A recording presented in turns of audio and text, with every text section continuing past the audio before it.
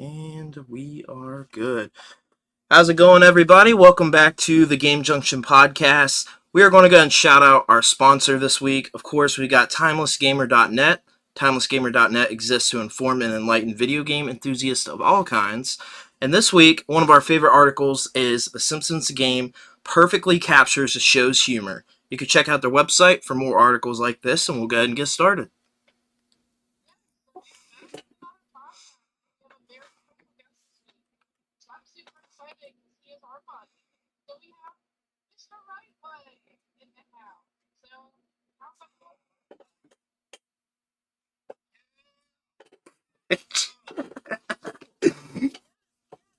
Doing good.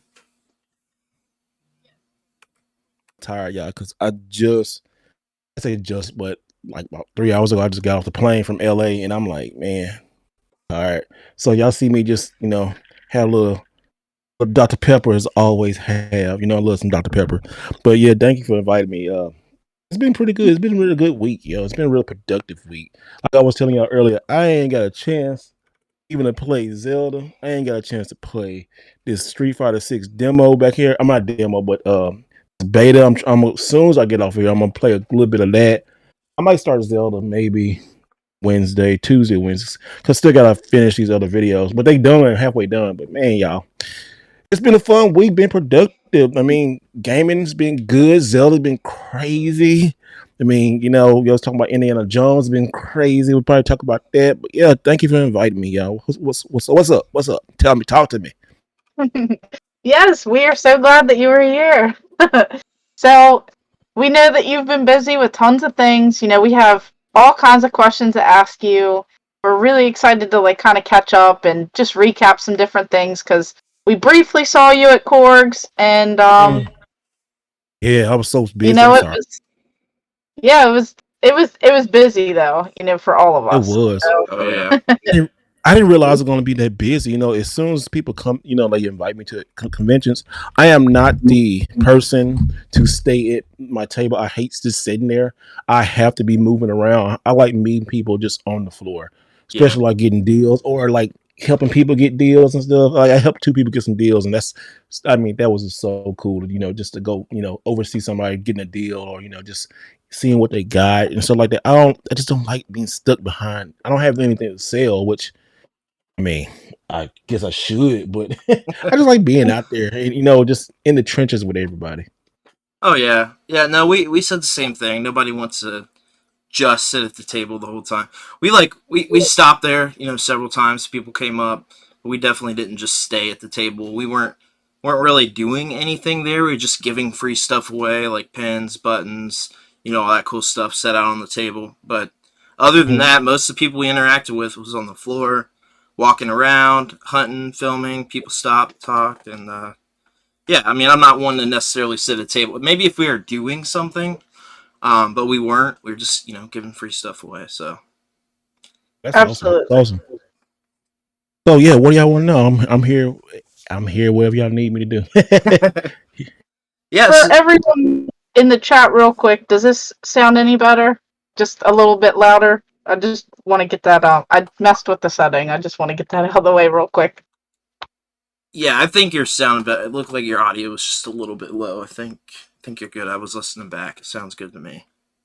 Okay, I just wanted to make sure because I know we had a couple comments, and of course we just want to get to everyone real quick. So we have What Is Gaming podcast saying that Mr. Right Way, he's a cool channel, so that's awesome.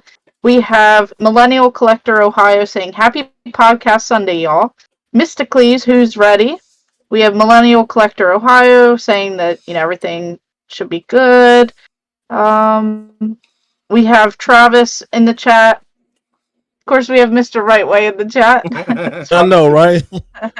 Gerald, just got here, what I miss. Just getting started, everyone. And okay, good. Everyone's saying that's better. I think it's from the other podcast that we were on when it was turned down. Yeah. So, yes, we'll just get back on track. So, a little bit for everyone who's watching. I know everyone probably knows who you are, but just so that we could catch everyone up if we have some people, in here. Look, they're saying doing sound the right way. So look, all right, we're back. Okay. Well, if you So don't know, go ahead. we'll just we'll just go ahead and introduce you a little bit. I know everyone should know who you are in this chat, but just in case someone is new to your channel. So let's just learn a little bit about you for the viewers. What is it that you do in the gaming community? Cause trouble. Cause trouble.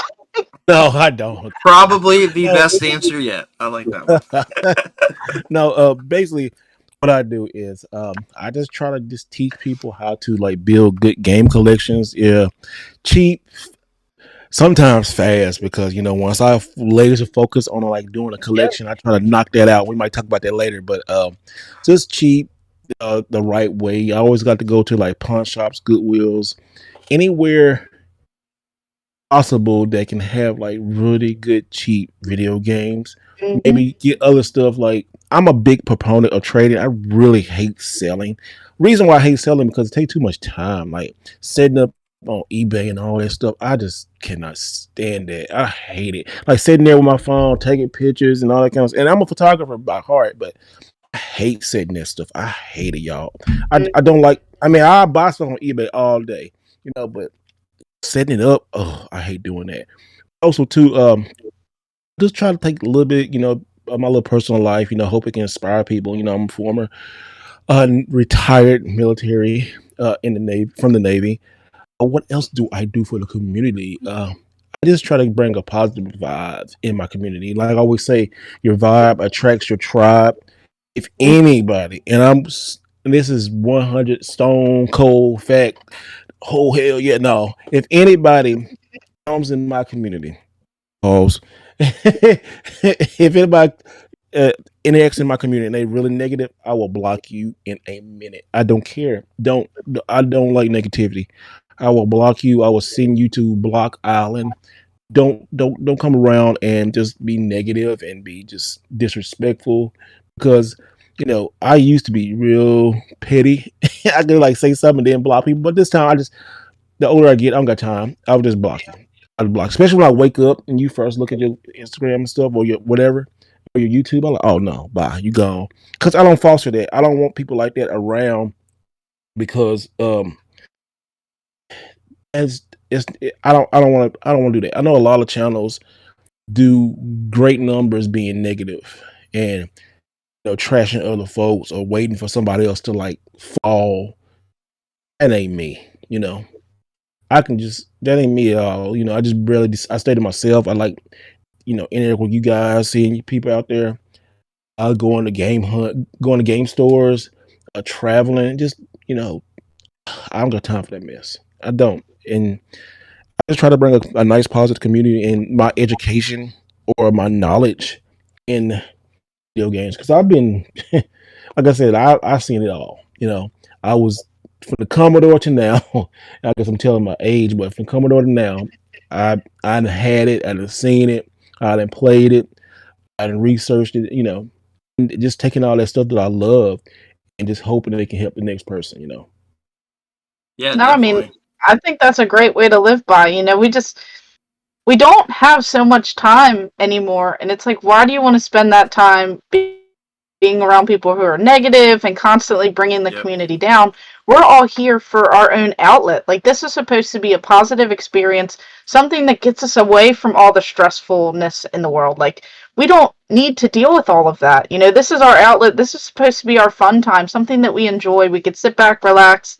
So we don't need that negative, energy. Right. So I completely agree with that. I mean, Now, where? Oh, sorry. I was just gonna say, at the end of the day, it is just video games. As much as we love it, it's video Mhm. games. It's toys. Like there's people spreading that negativity. We all see it in the Facebook groups. We see it in all these places Oh, that we're all in all the time. I mean, I know oh, right way. I know you see it. I see it. Like you Facebook. see it all the Facebook is time. crazy. It is crazy. It's Facebook, it's like a wasteland on there now. It's just no Insane. holds barred in those groups, and Facebook is just terrible. you just got to be that difference. You know what I mean? You gotta. I wouldn't say I was necessarily petty with stuff, but I definitely would engage with things that I wouldn't do now. That I would just I used to be avoid. petty. I think it's age too. Just kind of. It's like I don't have time to argue about a video game. Like there's other stuff going on. I'm too busy. I don't.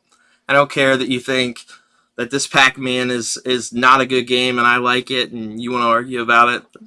Let's just move on. Hey, yo, like I said, Facebook is just. I don't even interact. I will go on Facebook and interact with people, try to buy stuff, but as soon as I see people like this is one thing I hate, and I would definitely block people for this. You say something, you do something, and then they use a little laugh emoji. Oh, boom! I'll give you no Lap chance. react, yeah.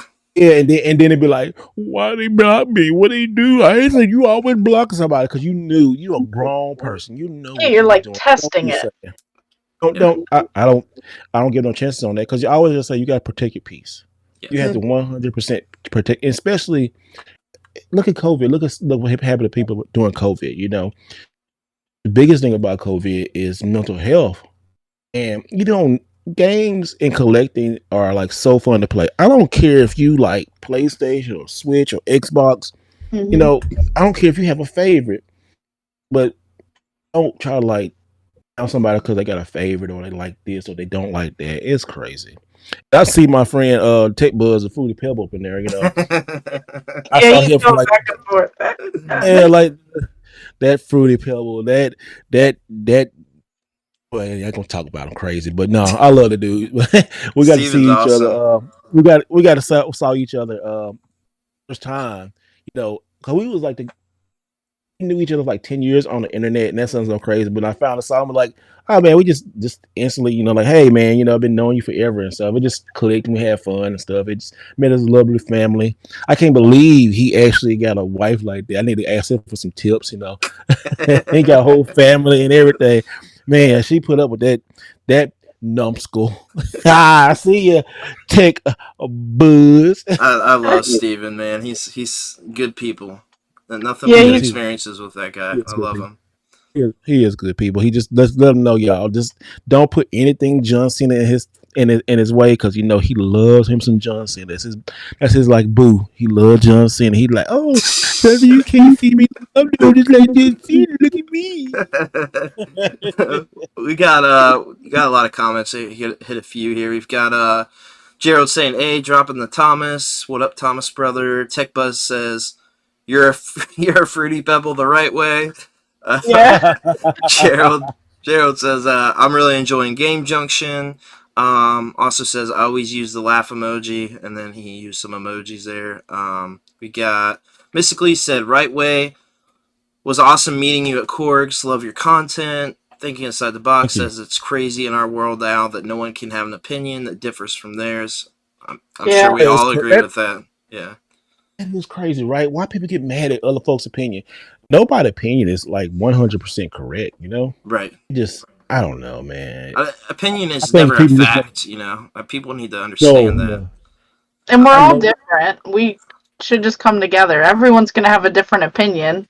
Yeah. Your favorite color is always different, so you can't hate everyone that has, you know, if someone likes green or blue or red. I mean, you can't hate on people. You just have to accept that we all have different opinions and everyone has, you know, different things that they like doing. Yeah. People like games, people don't like games. I mean, it's just how it is. Yeah, I mean, even on here, we've got people that aren't even necessarily falling for like just gaming stuff. Like, there's people in stream they'll just come in just to hang out that aren't interested in they're interested in modern games at all. Then there's people aren't interested in retro whatsoever. Like, we hear it all the time. Like, I'm not into retro, but I enjoy watching you, or I'm not into modern. I only do retro. Like, man, more power to you. You know what I mean? Like, whatever you like.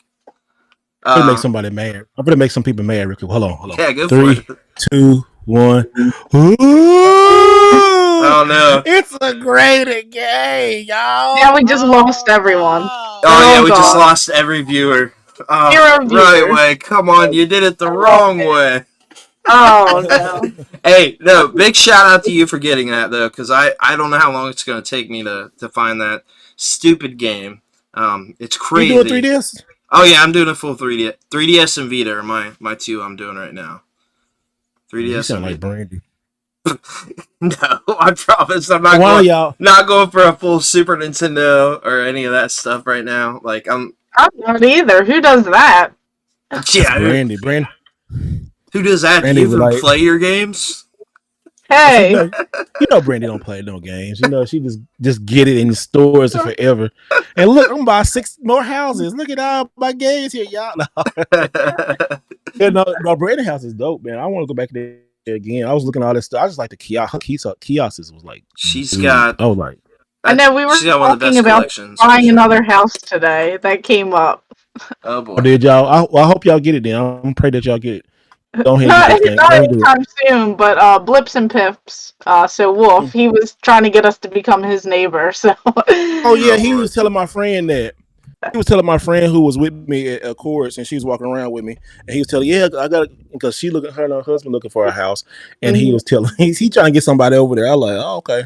It's a nice house. Like we were literally mapping out his house today. We walked room to room, and we're like, "Huh, I could put my arcades in here. I could put my kiosks in here. There's a bonus room here." we're mapping out his house. Like, hey, this could happen in 9 months. Hey, that'd be dope though. Like that's one thing about collecting, right? Is you will never have not enough space. Like if you're a collector and you're a collector like on like how we do sometimes, it's like you always like, I need to fill this space up, I need to fill this up, or you always rearranging with like Tetris and Yeah, stuff. Like yeah. here, I'm thinking like, where am I gonna put some other stuff, or what can I do? But I'm like, see, like I just added this little. If you can see my camera, I can't in the way, but hold on. You see that Princess Toadstool right there? And Yeah. I just added that. I just added her over there. So Peaches, peaches, peaches, peaches, peaches. no, I bet Brandy should have that next week.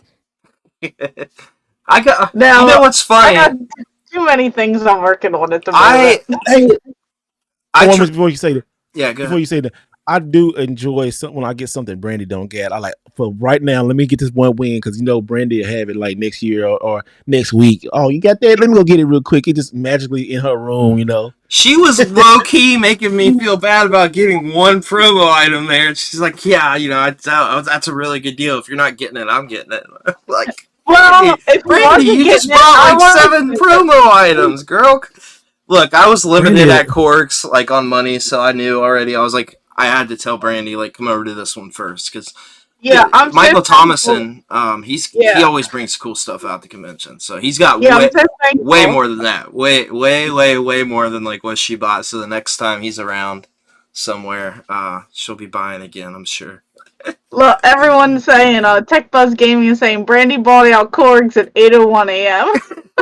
She did. She It, always like, it was I'm money. it was more like 7:40. 7 something in the morning. I'm just like, he's putting it out, and I'm like, oh, thank you. It didn't even hit the table.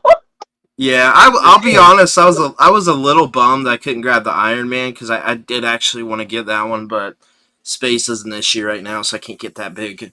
The big display stuff, the big standees right now. But we've also got we got a ton of them. Yeah, I'm sorry if we do miss your comments, because we do want to get going with the podcast as well. But we've got Malcolm Just found said, this at Goodwill. "Oh, sick! I love Voltron. Very cool. Nice. That's a I don't cool know it's a piece. display, but it's like a little kid's mask. It was just sitting there. I'm like, I'm gonna buy this. It was like Nice. $2. You don't That's see perfect. that kind of Yeah, that's Voltron all stuff very display piece. often." Yeah. Oh, you don't. Thinking Inside the Box said, "Graded games are good, just pricing is ridiculous." Millennial Collector, aka Thomas, said, "I love graded, ain't no shame." We got a Facebook user, I cannot see the name. It says, "Keep up the work, love seeing y'all grind." Travis says, "They're investments," end quote. Gerald said, "I met Steven at Corks, he was cool." Doug says, "What up, Gamer Aimer? Love your videos." Malcolm says, Thank you. I'm loving all of your guys' spaces. All you guys got unique rooms." And I think we're a little caught up there. Gerald also said, "I saw a whole Voltron at Corks. I wanted it so bad, but couldn't get it."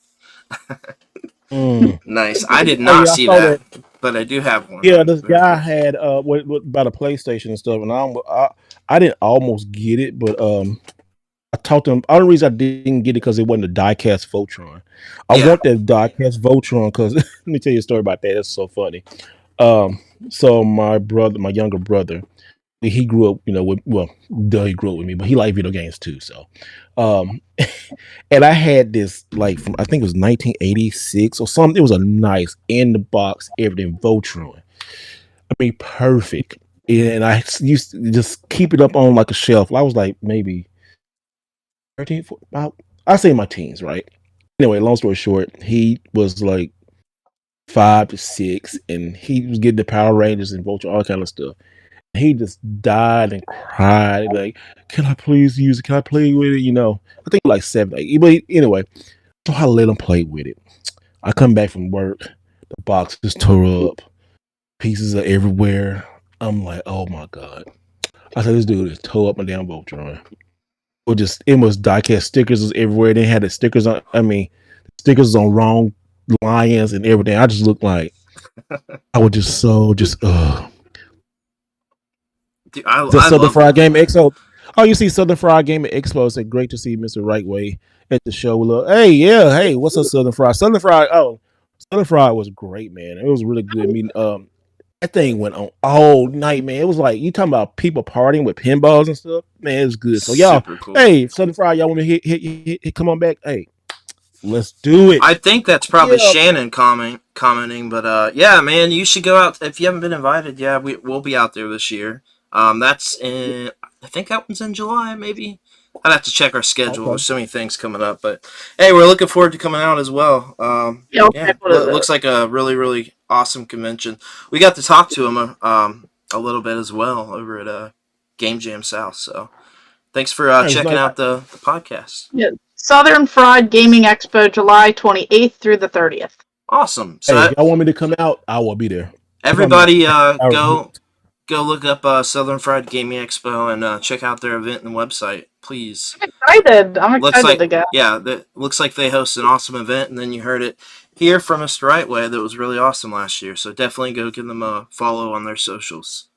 Let's kind of move along with the podcast a little bit. We got off on a tangent, but no worries at all.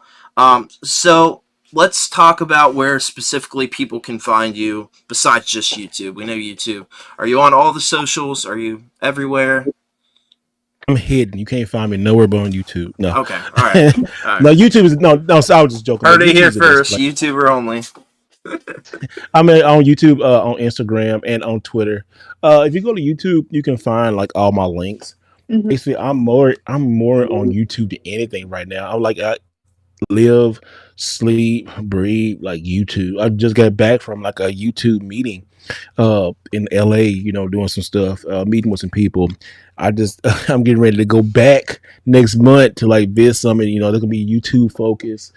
I love like this platform, YouTube. I really do love meeting people. I love just getting better. I just love sharing my experience of gaming. I kind of call my channel Gaming Lifestyle. I'm not really like a gaming channel, but I'm not really a lifestyle channel, but it's like a mix of both. So I'm like a gaming lifestyle, and it's pretty much like just video game hunt. But you might see me this year. Definitely, you see me traveling everywhere. I'm all over the place. I just got back from Japan. Be in LA next month. I'll be in Africa. Wow. A place I'll be in Ohio. Going back to Las Vegas. It's so many places I'm going to. I might go back to Japan. I'm just all over. I love doing this thing, just making content just different places. I love going to different game stores, meeting different gamers, just I love stuff like that. So that's really my passion. And I just kind of like developed that part of the channel this year. So I'm blessed that I'm able to go these places. I want to keep doing it, keep going to different conventions and just meeting folks. It's just how I am. I'm just a gaming lifestyle channel because I was one of the few, like, I wasn't even a gamer. Like, what I'm doing here, I don't play video games. Like, what'd you play? I said, nothing. I just collect games. And I was like, do you play your games? Like, no, not right now. Maybe later. I feel like I'm one of those. Have you heard the story? Like, how the ants they store up all the food and wait for winter and stuff. That's like I'm storing up all these games and waiting to play and do a winter.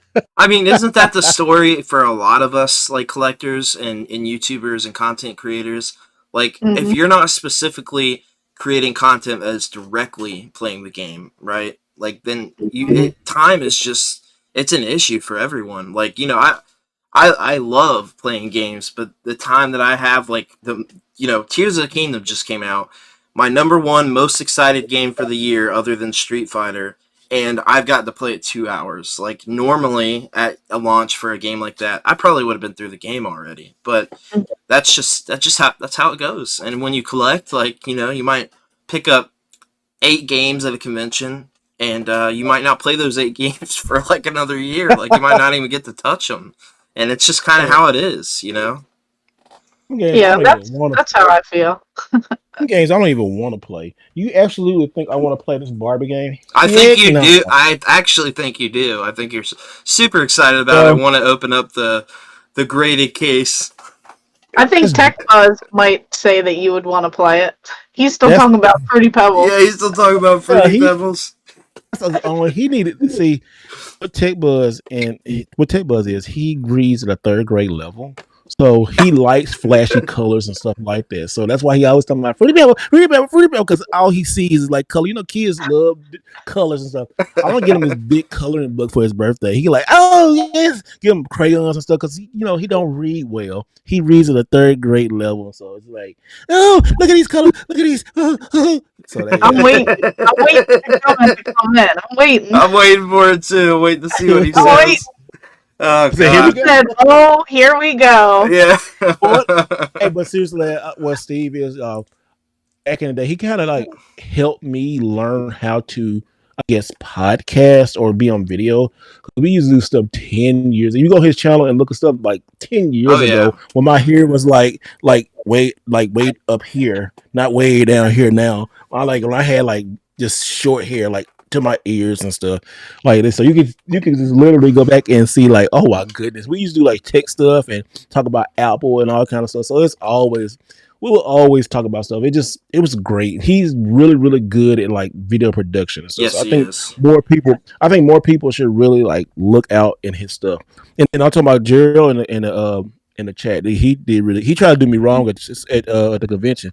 He had these toys that you open up, and he loves smelling. I don't know what kind of what's the deal on this? I wanted to ask about this. What's the vintage? I don't know. That's just something he just like. I don't know. I don't know if he's sick or like he like a Fruity Pebble himself. Him and Steve may probably make good friends, but he wanted to sell these old toys. It's okay, whatever. But then he tried to take the toy from me. He tried to like give me like the crappiest toy. He wanted to give me Krillin and not let me keep Trunks. I'm like, nobody who likes Dragon Ball Z. Nobody wants Krillin. Come on, guys. Krillin just dies over and over. How many times Krillin died? Like about 46. Like he's like he's like Kenny from South Park, and he just keeps coming back. Yeah, I know, right? But Gerald is the one that brought out the wrestler too, to let everybody know. He's pretty active on Twitter. We got was it 2K18 we got signed, I think, from that guy. I think it was 2K18. Yeah. I'm not like a up to date wrestling guy, so I don't know too much. But we got millennials. Cool. We got millennials saying obviously he plays the DS version of that Barbie game, which you can get for like $5. But if you want to play it in 3D, you can pay $800. Yeah. I am not doing that. You know what? I'm thinking one day I will find that game at Goodwill complete or sealed, and then you send it over to me to complete my collection. That's how it goes. No. Yeah, nah. That'd be like paying on some bills or some going back to Japan on that, brother. I'm selling that joint. Well, I might sell the graded one. Yeah. But no. It is a cool shelf piece, though. I mean, for people that don't know, having a Barbie game out in your front of your games is a little weird. But for us that know, I mean, that's like weird. I mean, is it weird? I guess it's not, right? Like it's. Y'all talk about Fruity Pebbles, but a Barbie game's too weird. Oh, jeez. Here we go. Okay, let me tell you about the thing about Fruity Pebbles. So this is what it is. I'm a huge fan of The Rock, and back then he's still a huge fan of John Cena. So John Cena and The Rock had this beef, and The Rock would call John Cena a Fruity Pebble because all the different colored shirts that John Cena had, like a green one, a red one, a blue one. He said looked like a big box of Fruity Pebbles, and said, Steve, and Actually, I gotta find it. It's one of his old Twitters dressed up like John Cena one time, and it looked so ridiculous. I like you do look like a box of Fruity Pebble walking around, and then he'll call me one. It was just an inside joke about wrestling and stuff. It was so hilarious, but it was just they just I turned them during each other. He like, no, you look like one because I love everything The Rock does, Hey, and then he loves everything John Cena does, and it is just hilarious, y'all, hilarious. So that's the whole thing we're talking about Fruity Pebbles, and it actually is so funny that The Rock had called John Cena a Fruity Pebble. John Cena actually got an endorsement from Fruity Pebbles, and it's Oh, like really? so funny, yeah. So it's just big wrestling kind of thing. I'm a I, huge wrestling fan. I love pro wrestling. I love wrestling just as much as I love like YouTube and stuff. I was listening to a podcast just probably like a month ago that John Cena was on with I forget what the podcast is. It's a comedian, but he was on there talking about the way that he got like his aesthetic that he started with is that he did like a rap battle or something in a car with what's her name, Stephanie Vince's, McMahon. yeah, Stephanie McMahon, yeah. And so she's like, yeah, you should roll with that. And he was like super into Oh rap yeah, and like the culture and stuff. And so like that's where he got his like whole aesthetic apparently. When he yeah, started that out with the was. that's pretty cool stuff. We got Tech Buzz said, "Oh Barbie." Someone I don't know who said Barbie is Amer's spirit animal. It That was is. you. I don't know. I don't think it was. It just says restream. Gerald said that was so fun though. And as far as the sniffing air, nah, vintage kids meal toys are just fun to open. It's something I started doing. And Mr. Right Way was recording corks last year, and I opened one. Tech Buzz is laughing real hard. The Gerald also said was in his video, so now every show I do, I try to get in a video sniffing air and opening toys. Interesting. Tech Buzz said, "Wait, is Brandy opening Barbie's sniffing them?" Who said that? Wow. Hawaiian Hammer says, "Gotta lay the smack down the right way." Roberto says, "What up, y'all? Love the channel. Thank you very much. We definitely appreciate it." Yeah. So Get my name in the stuff. I didn't do anything. let's talk about So what collections are you going for? We know you completed the 3DS collection. What are you working on now? For those that might not know. Yes. okay, so I completed the Wii U. I actually completed the Wii U like I think 4 times. Oh wow, nice. You never Ridiculous. want to end. This is the ridiculous stuff I do. I go for ridiculous collections. Uh, uh, I did the 3DS, and I'm gonna give you a scoop. I haven't told nobody on Okay, YouTube Heard it yet. here you first. heard it here Yeah, first. going here first. So next month, I am starting a brand new series, ladies and gentlemen. And the brand new series called PlayStation Pursuit. And on the PlayStation Pursuit, I am going for every PlayStation right here. Where is it? PlayStation Greatest hits. Greatest Hits on PlayStation 1, PlayStation 2, PlayStation 3, PlayStation 4, and the PSP. We're going to be debuting these new series. I recorded like 5, 6 episodes already. We're going to debut this next month, and it's probably going to be on every Wednesday. So we got 6 episodes coming today. So that's next month is going to be 1 episode a week. We're going to try to finish every greatest hit on the play, and some of these are very hard. I actually just got one off of eBay.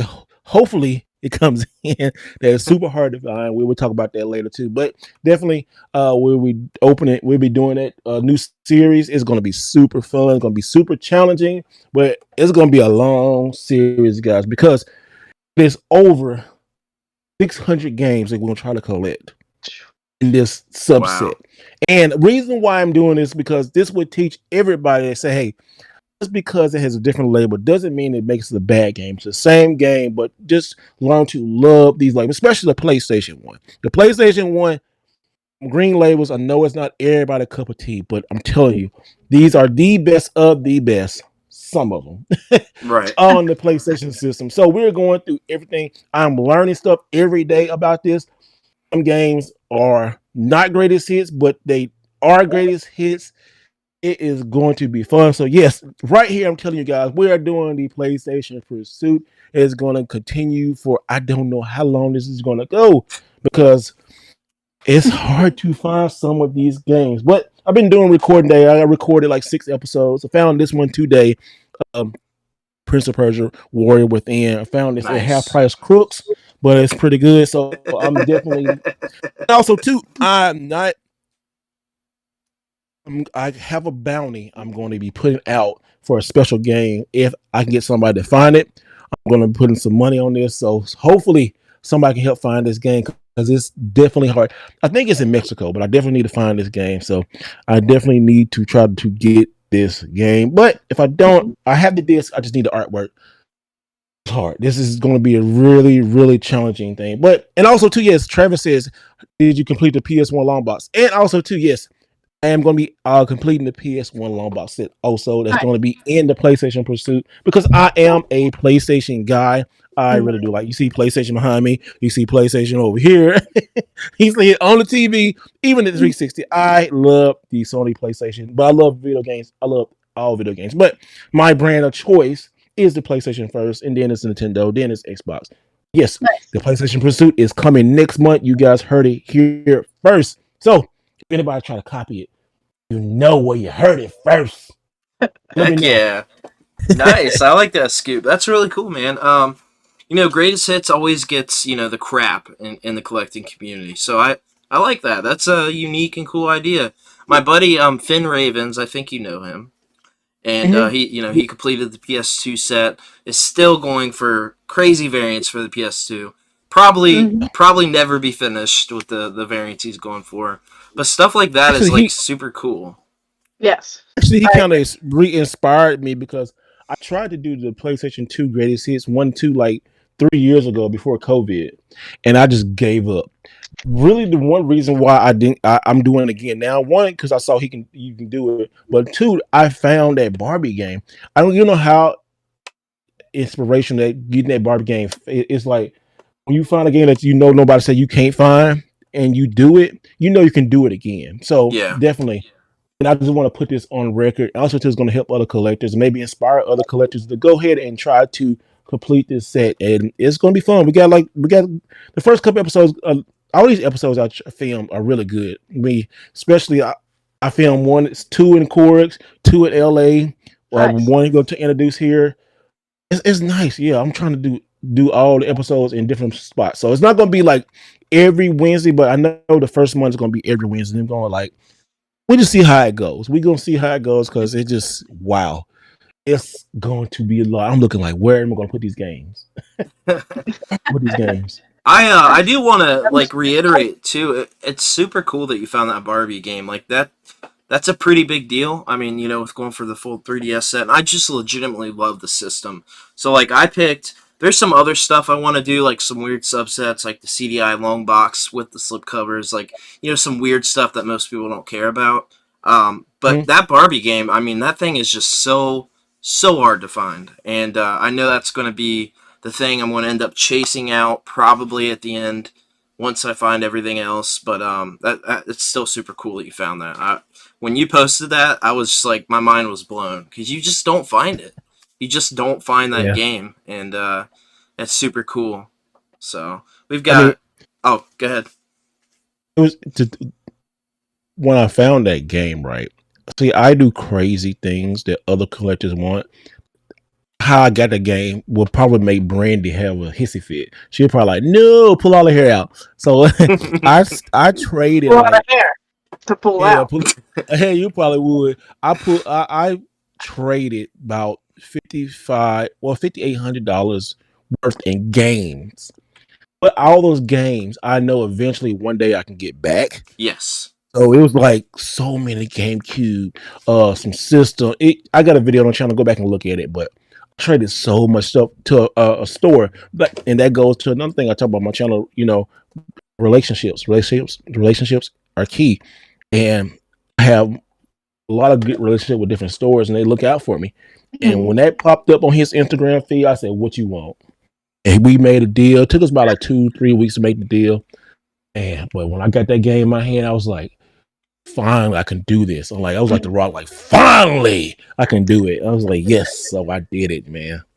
Yeah, I did the same thing with the Fire Emblem Fates Collector's Edition. There's like a few things like that. Ooh, Persona boy, 4 Solid Gold Collectors. I mean, you boy. know, a lot of the stuff that you're talking about, it is stuff that we see and will find again before this particular game that we need for a set or is like super rare. Like, I'll find a bunch of, I know I trade a bunch of PS2 games, most of them all commons, like a bunch of stuff that I see all the time or will definitely find again. So, like, Look, I guess I they haven't totally seen it, support but this that. is it.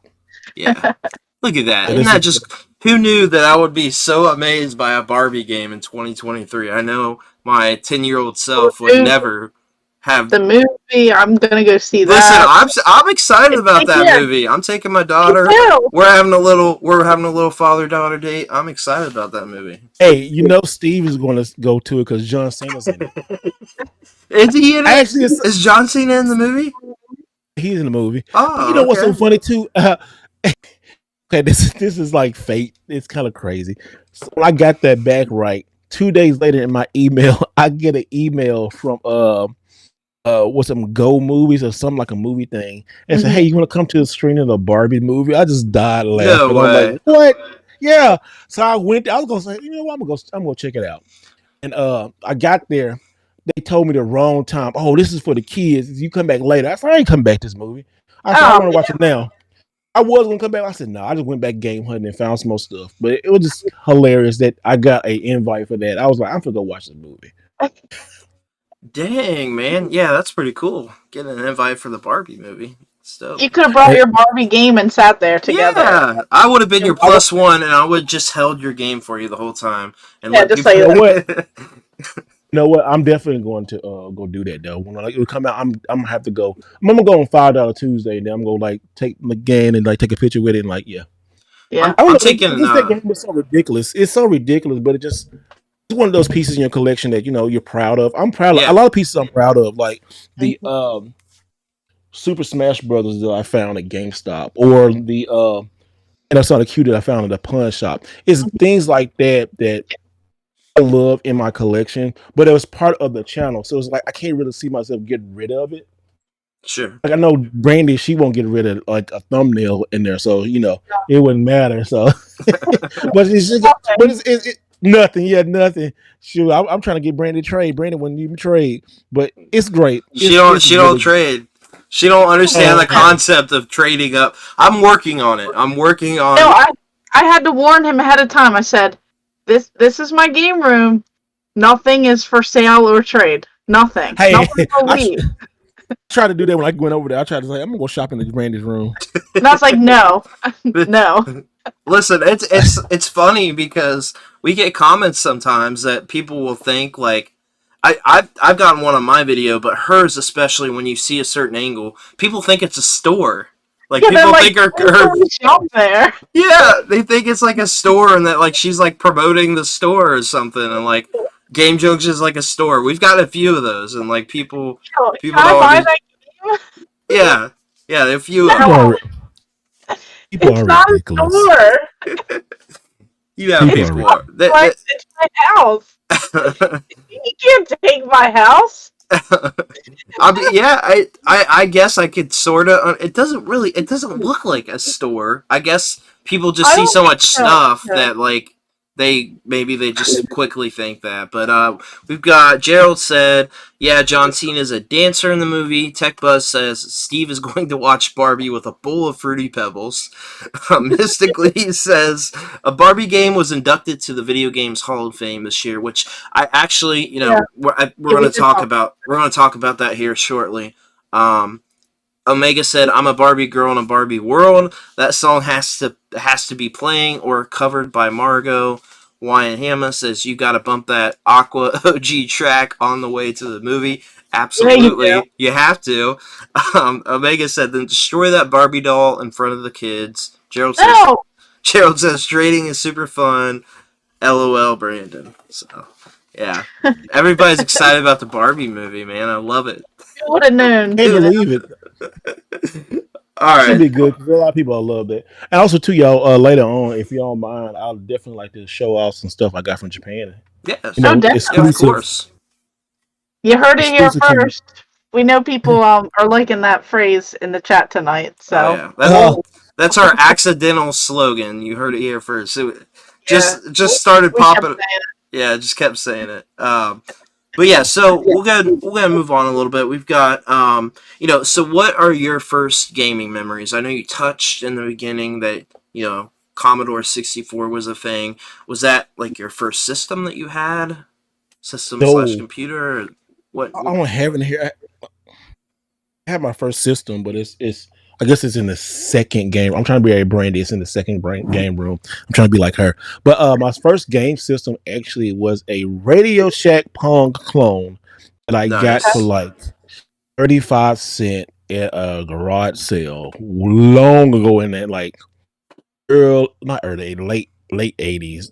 Well, probably like 91. I'm sorry, probably like 1991. Yeah. Got one of those then. That introduced me to like seeing the Nintendo for the first time at Kmart. I remember going to Kmart and it had a Nintendo at a kiosk, had TV way up there and stuff. And I saw yeah. this dude playing, and I was like, "What is this going on?" I was like, because it was just mind blowing, right? And I was like, "What is this?" And he was playing Mario Brothers, and dude had gotten a fire flower. And when I saw Mario power up in the fire flower mode, I was like, my mind was like, oh, what is this? And it was just like this shooting Goombas and stuff. I was like, what is this? I said, I didn't learn how to do this, so I got it. And when you see somebody play Mario for the first time, so it's a certain way, you got to put your thumb over B and A at the same time and stuff like that, right? I'm just like, what do I do? I'm moving and I'm like jumping, stop. I didn't know how to. And I said, hey, can you help me get the flower? And he helped me get that flower, and then my mind was like, after that, the fire flower, I would never forget, is like one of the coolest power ups ever. It's Yeah. like, this is he's shooting balls, but back then, our imagination go crazy. I was like, why are he spitting fire? He go like, because the animation is not like like doing like this, right? The animation is like he cuffing his hand and spitting fire out. So he's like, this dude is spitting fireballs. Like, oh snap! I can't believe it. Look at Mario. This is amazing. It's so great. So I was like, yeah, that's one of my craziest memories, man. And we got that, and then when we got a Nintendo for Christmas, we got the Power Pad set. Oh, And nice. the power pad, and then see, we had one Nintendo and 4 kids, so we had to keep the Nintendo in the living room on a nice little bit of TV. But I'm telling you, it came with Mario Brothers, World Class Track Meet, and Duck Hunt. We had the gun and the power pad. Yo, everybody was coming over our house playing Nintendo and stuff. That was good times. Put the Nintendo in there, let that red light pop up, and then you play World Class Track Meet, the power pad, which I almost slipped over Brandy's house. She got a death trap set up in the house. Oops. But we found a way to play track meet. Like, you could cheat in World Class Track Meet, right? Yeah. You don't have to run. You can use your hands to go fast. Right. Or if you're like using if you're doing like the long jump or doing the hurdles and stuff, what you do is like put the power pad between two desks or two chairs, and you run and you hold the chair up and jump, and they go, whoo, they put your feet back down real quick, and you get that score. Or you run in like or do with your hands and run up like that. I was like, oh. And the power pad was so good that I bought we bought dance aerobics. My sisters, they bought that because everybody, how they, I want to get in shape and stuff. I'm like, all right, go and get that.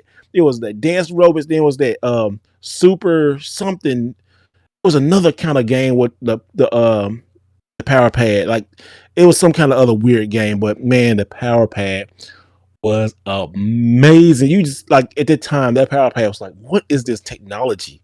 Yeah. And then Nintendo had to do stupid stuff like the U Force and then the Power Glove. Now listen here. The U Force is the best accessory ever made for a video game console. Bruh. U Force, I remember getting that crap, and I really thought I was gonna like beat Mike Tyson or like play Top Gun doing this kind of mess.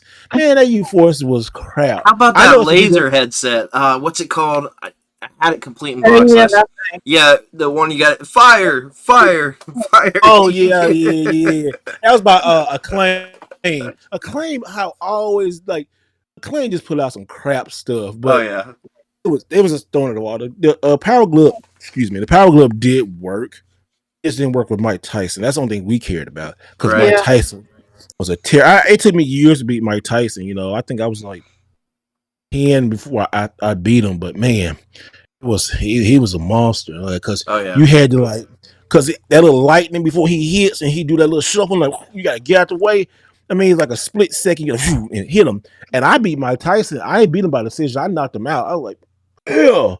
And just that's when he was like it's constant on Nintendo. You know, I was going through like Mike Tyson Punch Out, Mega Man, all the Mega Man games when they come out, I'm beating them. But yeah, it just those games back in the day, beating Battletoads, like Nintendo games was hard and difficult. Man, Yeah. you did sometimes you didn't have no save points and stuff. Like Mike Tyson Punch Out, that really kind of taught me how to like do a difficult game. Now I probably can't beat him again because it's just reaction time. You gotta Oh like yeah. Different. but he just do that little thing. He like just whoo. You like oh, it's like Mike Tyson dude, being Mike Tyson. Yeah. man, dude, that lightning. He just like knock you out, and then he get up there and like they wink at you, you die. Like oh man, you get beat. Like Have you guys ever seen the homebrew? I guess it's more of like a hack, but literally all the game, all that's different in the game is that it gave Mike Tyson the face tattoo. really, Somebody's I've seen like carts of it. I'm sure Huh. on probably like Etsy that you can buy it, but I've seen the actual carts and like the gameplay, and it's that's the only difference. Mike Tyson's got his face tat, and that's it. Huh. We get Justin Casey said, I was in my mid-30s before I beat Tyson just a few years back. Hey, I'm with you, man. It wasn't until my late teens. I was in my late teens when I went back and played it. I was like, I gotta beat this, I man. think I was an adult too when I beat it. Yeah, I wasn't I've never been a good gamer. That's my claim to fame on here is I love video games, but I'm not good at them. So I think the older we get less is like especially Nintendo games because our Nintendo games back in the day was really reaction times or just absolutely. repetition. Okay, let me tell you something that used to like make me mad. Like remember those disappearing blocks on Mega Man? Mm-hmm. You ever get to Yeah, that they're part? cheating blocks. That's what they were. Yeah. They go like zoo, zoo, zoo, zoo, zoo, and you just gotta like remember that pattern. And then they be so evil. They'll put it like over the fire or over like the or the spikes or over like a empty like cliff, not cliff, but a pit. Oh yeah. And I was like, oh. Well, I beat Mega Man 2 because they had that at the end, you know, like that dragon that be trying to chase you, and then they have those blocks, and you gotta jump and jump and jump, and then you got beat. And once you get past that, then you know you beat Dr. Wily. He turned to an alien and take off, but it was so. I remember beating Mega Man 3, right, and it was the end of Dr. Wily, and then Mega Man 4 came out. And when Mega Man 4 came out, it was like Dr. Cossack or Cossack or whatever it was. Yeah. I was like, whoa, we felt like I read Dr. Wily, and then you end up finding out it ain't, you know. Okay, so that's another good thing. I'm sorry if I'm taking over, but Mega Man 4, I remember renting that so vividly. I love Mega Man 4 because it's my favorite of the original games. When they introduced the slide. Yeah. But picture of Mega Man 4, the cover art when he was like, I think it was Pharaoh Man on the cover. I gotta make sure. I think Mega Man's 4. Let me make sure. Let me make sure for Mega Man was ruthless, but the repetition of playing those games as a kid. Mega Man 4. Yes. So Pharaoh Man was on the cover. Yeah. And I remember renting that game. It was like, oh y'all, that's another collecting goal. I would like to get again all the Mega Man games. Me too. You know, in box. I had them at one point, like before they went all crazy.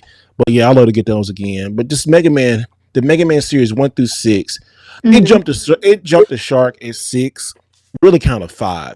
I think Mega Man 4 was like Mega Man 2 was the peak. 3 was okay. 4 was like okay, it's okay because they changed everything. Yeah, but it didn't change everything. 5 and 6. 5 and 6 was really a fan game because they asked people to send in like different robots and stuff from Nintendo Power. They really phoned it in with 6. I mean, with It not did phone it in changing. 6. Yeah, they definitely phoned it in with 6. Yeah. Mega Man's my favorite series, so I'm like, deeply invested in that series. And I want to do the same thing. I want to get all those complete in box. Same with all the Game Boy stuff with Battle Network. Like down the line, I plan on doing that. But Mega Man 9 is the only one in the original games I've never beat because that game is ridiculously hard. Harder than any. I don't think there's a Mega Man game harder than that. When they came out and they're like, hey, let's. I mean, also, something people don't credit is that Mega Man 9 is what started like the retro revolution of new games. Like there was people weren't. Oh, I think so. I don't think there were anybody making retro styled games until Mega Man 9 came out. It was not a thing. It was a lot of stuff. You think so? You had like Double Dragon. They redid Double Dragon. The Mario games. Look, okay, you might won't count it as, but New Super Mario Brothers. Well, I mean, like 8-bit style, like 8 and 16-bit style games. Like I can't think of a single game that came out before Mega Man 9. What's New Super Mario Brothers? Well, that's not an 8-bit game. No, but it's still 8-bit style, right? Well, I guess like side scroller. Yeah, I mean it's definitely in that style for sure. I just meant like going back to like the original, like the original back to the yeah. I mean I remember when that came out, it blew my mind. I didn't even know like it was a thing people could do again. I was like, how are they making an 8-bit style game now? Like I couldn't comprehend it. But that game is ridiculously hard. Like balls to the wall hard. And it introduced the first woman robot master, Splash Woman. So that was really cool too. We never had that before, so I really like that. Brandy, just what are you doing? You're just shaking your head like, what is going on here? Comments. I'm laughing. I'm reading the comments right here. I know what comment she laughing at. Talking about the snake on the Nokia. I haven't read any of them. I don't know what's going on. Yeah, Stephanie said, I was never into video games, but man, the snake on the Nokia was it. Oh, Stephanie. Oh, that she's not lying.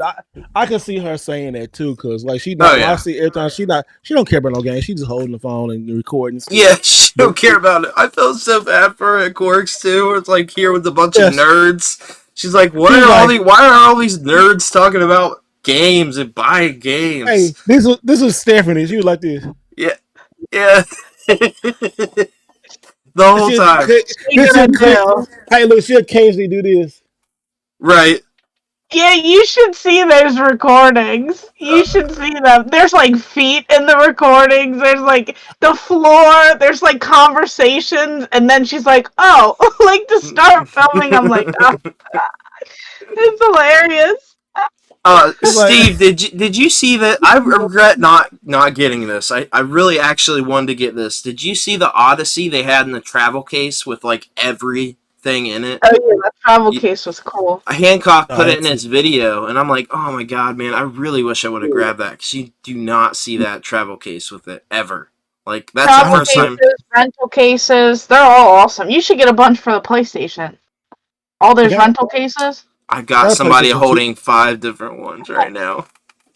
I got a PlayStation 2 one. I don't have a PlayStation 1 or 3. I seen the PlayStation 1. I got a Genesis, but I needed to like put some more stuffing inside of it. This is what you need right here. This is the one I had a Virtual Boy one. Let me tell you. Okay, look at that one. Let me tell you another story. You just unlocked a new memory. All right, let's go. So, you already here first. Back in the day, I'm doing my hustling, selling, buying rig games and stuff. Back in the day, I got the Virtual Boy, from Blockbuster. I got tired of it, like I always do stuff. Anyway, I should have kept all this stuff. I sold that exact one like that. Pawn shop. Oh no! I sold it to a pawn shop. What? For like $300. And that's probably, but that was years ago. I'm talking about like right after they discontinued it. I sold it to this pawn shop. I've always had a hustle mentality. I just sold it. I bought some more games. I think I bought the new. I don't know what I bought. I bought some drink, something. PlayStation, I bought something, but yeah, I sold it to a pawn shop. And every time I pass back going, I go back home, I like, dang, I wonder whatever he did with that Virtual Boy because it was inside that. And another memory unlocked when I first rented the PlayStation 1, y'all. Oh my gosh. Blockbuster Video. PlayStation 1, it was in them rental cases. It was so good. Yeah, It was we so actually good. use it. Yeah, I used to use the rental cases when we rented those. They were so cool, And man. I had got Battle Arena Toshinen, Jumping Nice. Flash, and a third game I cannot remember. Oh, let me show you this real quick. Hold on, let me get this. Yeah, no worries. We Show got and tell.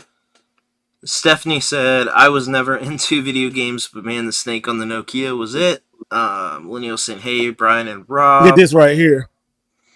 I'm trying to see. What is that? Blockbuster game? Oh, nice, dude. That's sick. Yeah. When That's awesome. I came in third place at the Blockbuster Video Game Championship 2. And the only reason I came in third place because I dropped the freaking controller doing Donkey Kong. So mad. Can we talk But about that Donkey Kong cart and how ridiculously expensive it is? Oh my god. I know, right? That Blockbuster You know what? cart? I need to get this card graded just to keep it though. A lot of people don't have. I You mean, you should, probably don't. yeah. A lot of people Just have this, probably have this card, but just having this Blockbuster Video Game Challenge Championship 2 card, man, this thing is nice. I missed them days, man. The person who won was my friend. The first one he won, and he won a Sega CD. Wow. Yeah, Blockbuster gave him a Sega CD. He was a better gamer than me.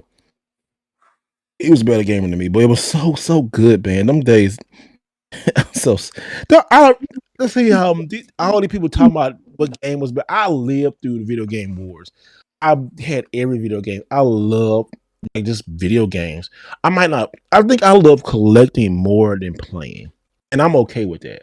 I love collecting more. I love collecting more than playing. I really do. Just finding it and getting that history back and putting it up like just a a piece of the puzzle or like just a museum piece is so amazing. I love it, y'all. I love stuff like that. I mean, I don't have to play another game again. I still ain't beat Breath of the Wild, but I need to like. I just love just getting different games and just have that piece and finding my history back again. Play it for a little while and go get to the next one. I just do. I'm gonna have time to play games like soon. I know you played this new Zelda, but just finding different games is just so satisfying to me. I love it.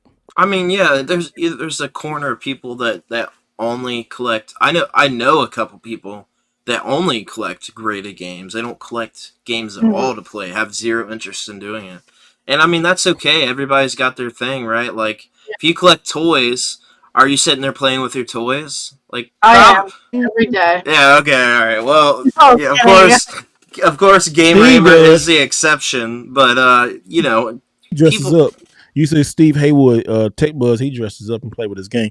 He have a lot of wrestling toys. He's like, hey, let's get on video and let's do a new Monday Night Raw. Let's play together. Oh, he's got like 25 different rings to play with, so he can switch out all the time. He be doing like this. Let's play Mario. Woohoo! Let's go. Let's go. Let's play.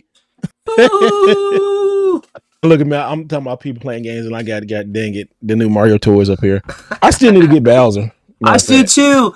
I just looked yesterday. I went to my Walmart and I was like, "Hey, can you scan this? Because you don't have any here." And they're like, "No," and they don't even have any coming in on shipment. They got 2 in at my Walmart, and they've never restocked Bowser. They don't even have any coming in for shipment. And I'm like, "That's the one I want. I've got Toad and Peach. I don't have Mario, Luigi, or Bowser, but all I really want is Bowser, and I can't find him." Like I'm not gonna like $30, man. Yeah, he's $30, but I want him because I don't have like a cool Bowser figure that's like that. Plus it smokes. Yeah, that packaging for the Mario figures though, that's like some god tier packaging. That looks so good. Looks like premium toy packaging. They're on the floor. They're on the floor in the basement. So are mine. Mine are sitting right here on the floor. I have nowhere to put them. Yeah, Retro Wolf 88 comes out this upcoming weekend, and I don't know where to put all this stuff. I have for my secret series that I have not announced, and I won't just yet. You heard that here first, but I have so many things all over the game room that I don't know where they're supposed to go. And if we are filming, I don't want it to get filmed yet because I haven't released the videos yet. So, Oh, Brandy, when you see this, I have something coming in. Oh shoot, yeah, I got something coming in for this PlayStation Pursuit. I'm gonna let y'all know about it when after we go off the air, so you can look out for it. But it's super rare. But yeah, I just got the information from the guy who I bought it from, and it looks like everything's gonna go through. But yeah, we'll have to talk about that off the air. yeah, off the air. Yeah, because It will be in the series later on, but yeah, we're gonna talk about that off the air. Oh yeah, I'm excited to hear about that. As soon as I hit 10,000 subscribers, which I'm like 90-ish away, as soon as I get those 90, I'm going to announce my new series. But I can't do it until that happens. Right, you heard it here first. She has to hit this number, or it's like illegal for her to announce it. 90 more. That's all I need 90 subs. On the Ranger channel. That's all. So if you guys are watching, run over there right after the podcast and give us a sub. 90. It's so close. It's like we're like right there. We've been talking about it for the last week. Right there. Let's do it. Let's get that done. We got Thinking Inside the Box says, I love collecting, not sure about more than playing, but being a guide collector, it's so fun to randomly grab one and flip through it. Yes. I agree with that. Tech Buzz says, oh, here we go. BD Retro Mods, which is my buddy Brian, he said, graded games aren't really my thing, but I have absolutely nothing against them. At the end of the day, it's up to the individual how they want to collect and spend their money on the hobby. And that is 100% true. That you can't put it in any better words than that. You know, it's your money, it's your hobby, it's your enjoyment. It's your life, your passion, your enjoyment. And I mean, we only live so long. Money, Who cares? I want it now. JG Morgan. 877 cash now. JG Wentworth. Oh, JG Wentworth. Yeah, okay. JG Wentworth. Oh my god. It's my money and I want it now.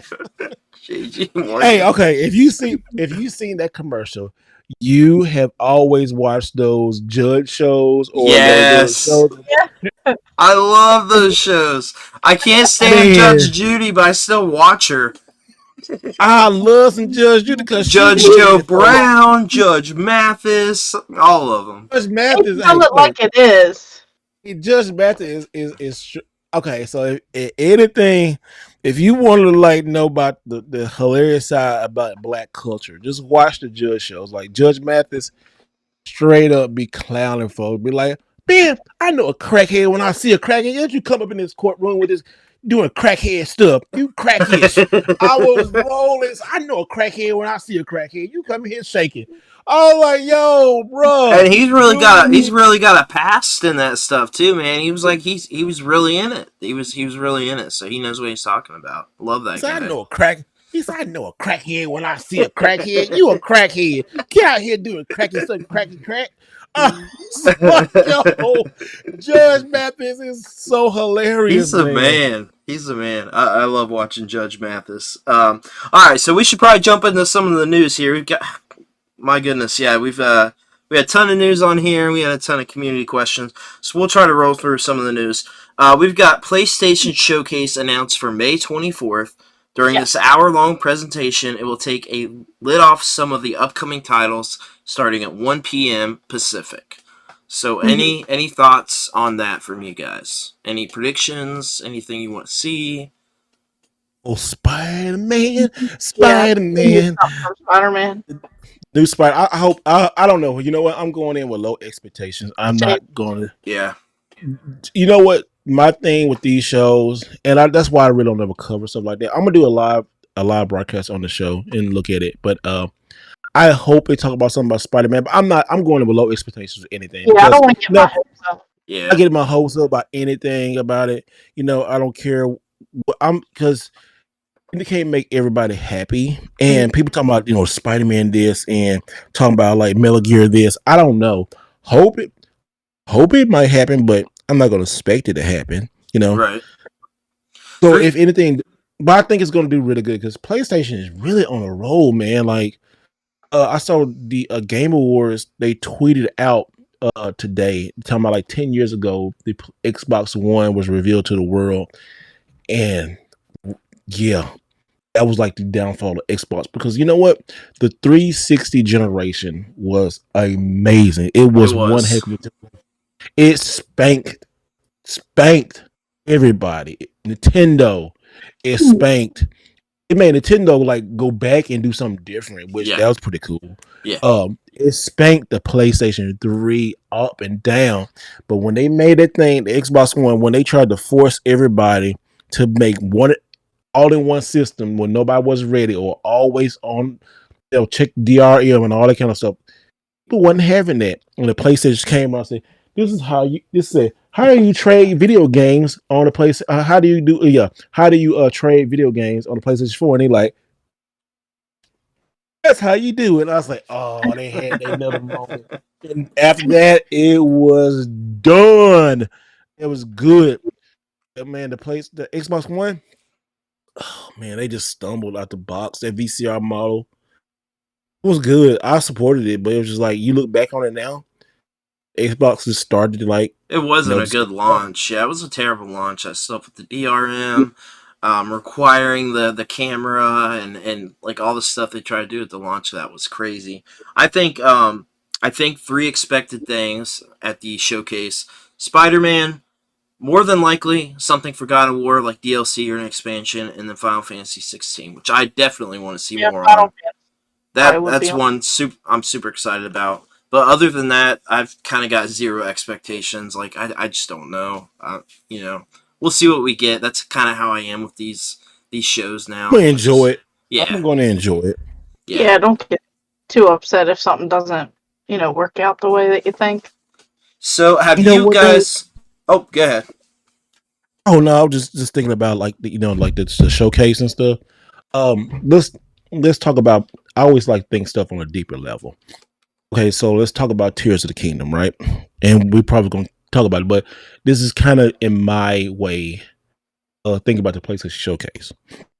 So Tears of the Kingdom supposed to have been out last year, and they kept delaying it, and people like, oh, it's not going to be this or this. Had all these like expectations, right? Or lived up to the hype. What did Nintendo do? They didn't listen to like the internet and all this kind of stuff, and made people push that stuff like Cyberpunk. Cyberpunk was probably the biggest one, and they didn't put out a unfinished, not ready product, or people like, oh, it's not. We need a new Switch Pro or all this kind of stuff. They didn't care about none of that stuff, right? They just took their time and did what they're gonna do. And when they released it, what happened? Midnight releases happened, crazy sales happened, all that stuff. I think more people need to do what Nintendo do and stop trying to push out stuff when it ain't ready. You know, this PlayStation Showcase, like I said, Spider-Man 2 is going to be on sale crazy. If it's not ready, let it come out next year. People can wait. I think in the this generation of video games, is the ninth generation. I think this is the ninth generation. People are so like, gimme, and then they get mad when it's not ready. Yeah. Nintendo didn't do that. Nintendo said, you know what? You can cry all you want. We don't give you this game when we ready. And when they was ready, everybody bought it. So I think the internet can do some harm, because if you listen to what the internet, and that's even with like doing content, if you just listen to what the internet says, instead of like listen to what you're gonna do, I think you like stick to your guns, do what you're gonna do, because people are gonna be okay, because they're gonna talk about you. If you do something, they're gonna talk about you any kind of way, And all these people, and look, the Tears of the Kingdom came out. Some people gave it like 6 and 5, and like, really, for what? Just because what? Just because you want to be different or be controversial. Yeah, just like look at the Mario. Okay, look at the Mario. Yeah.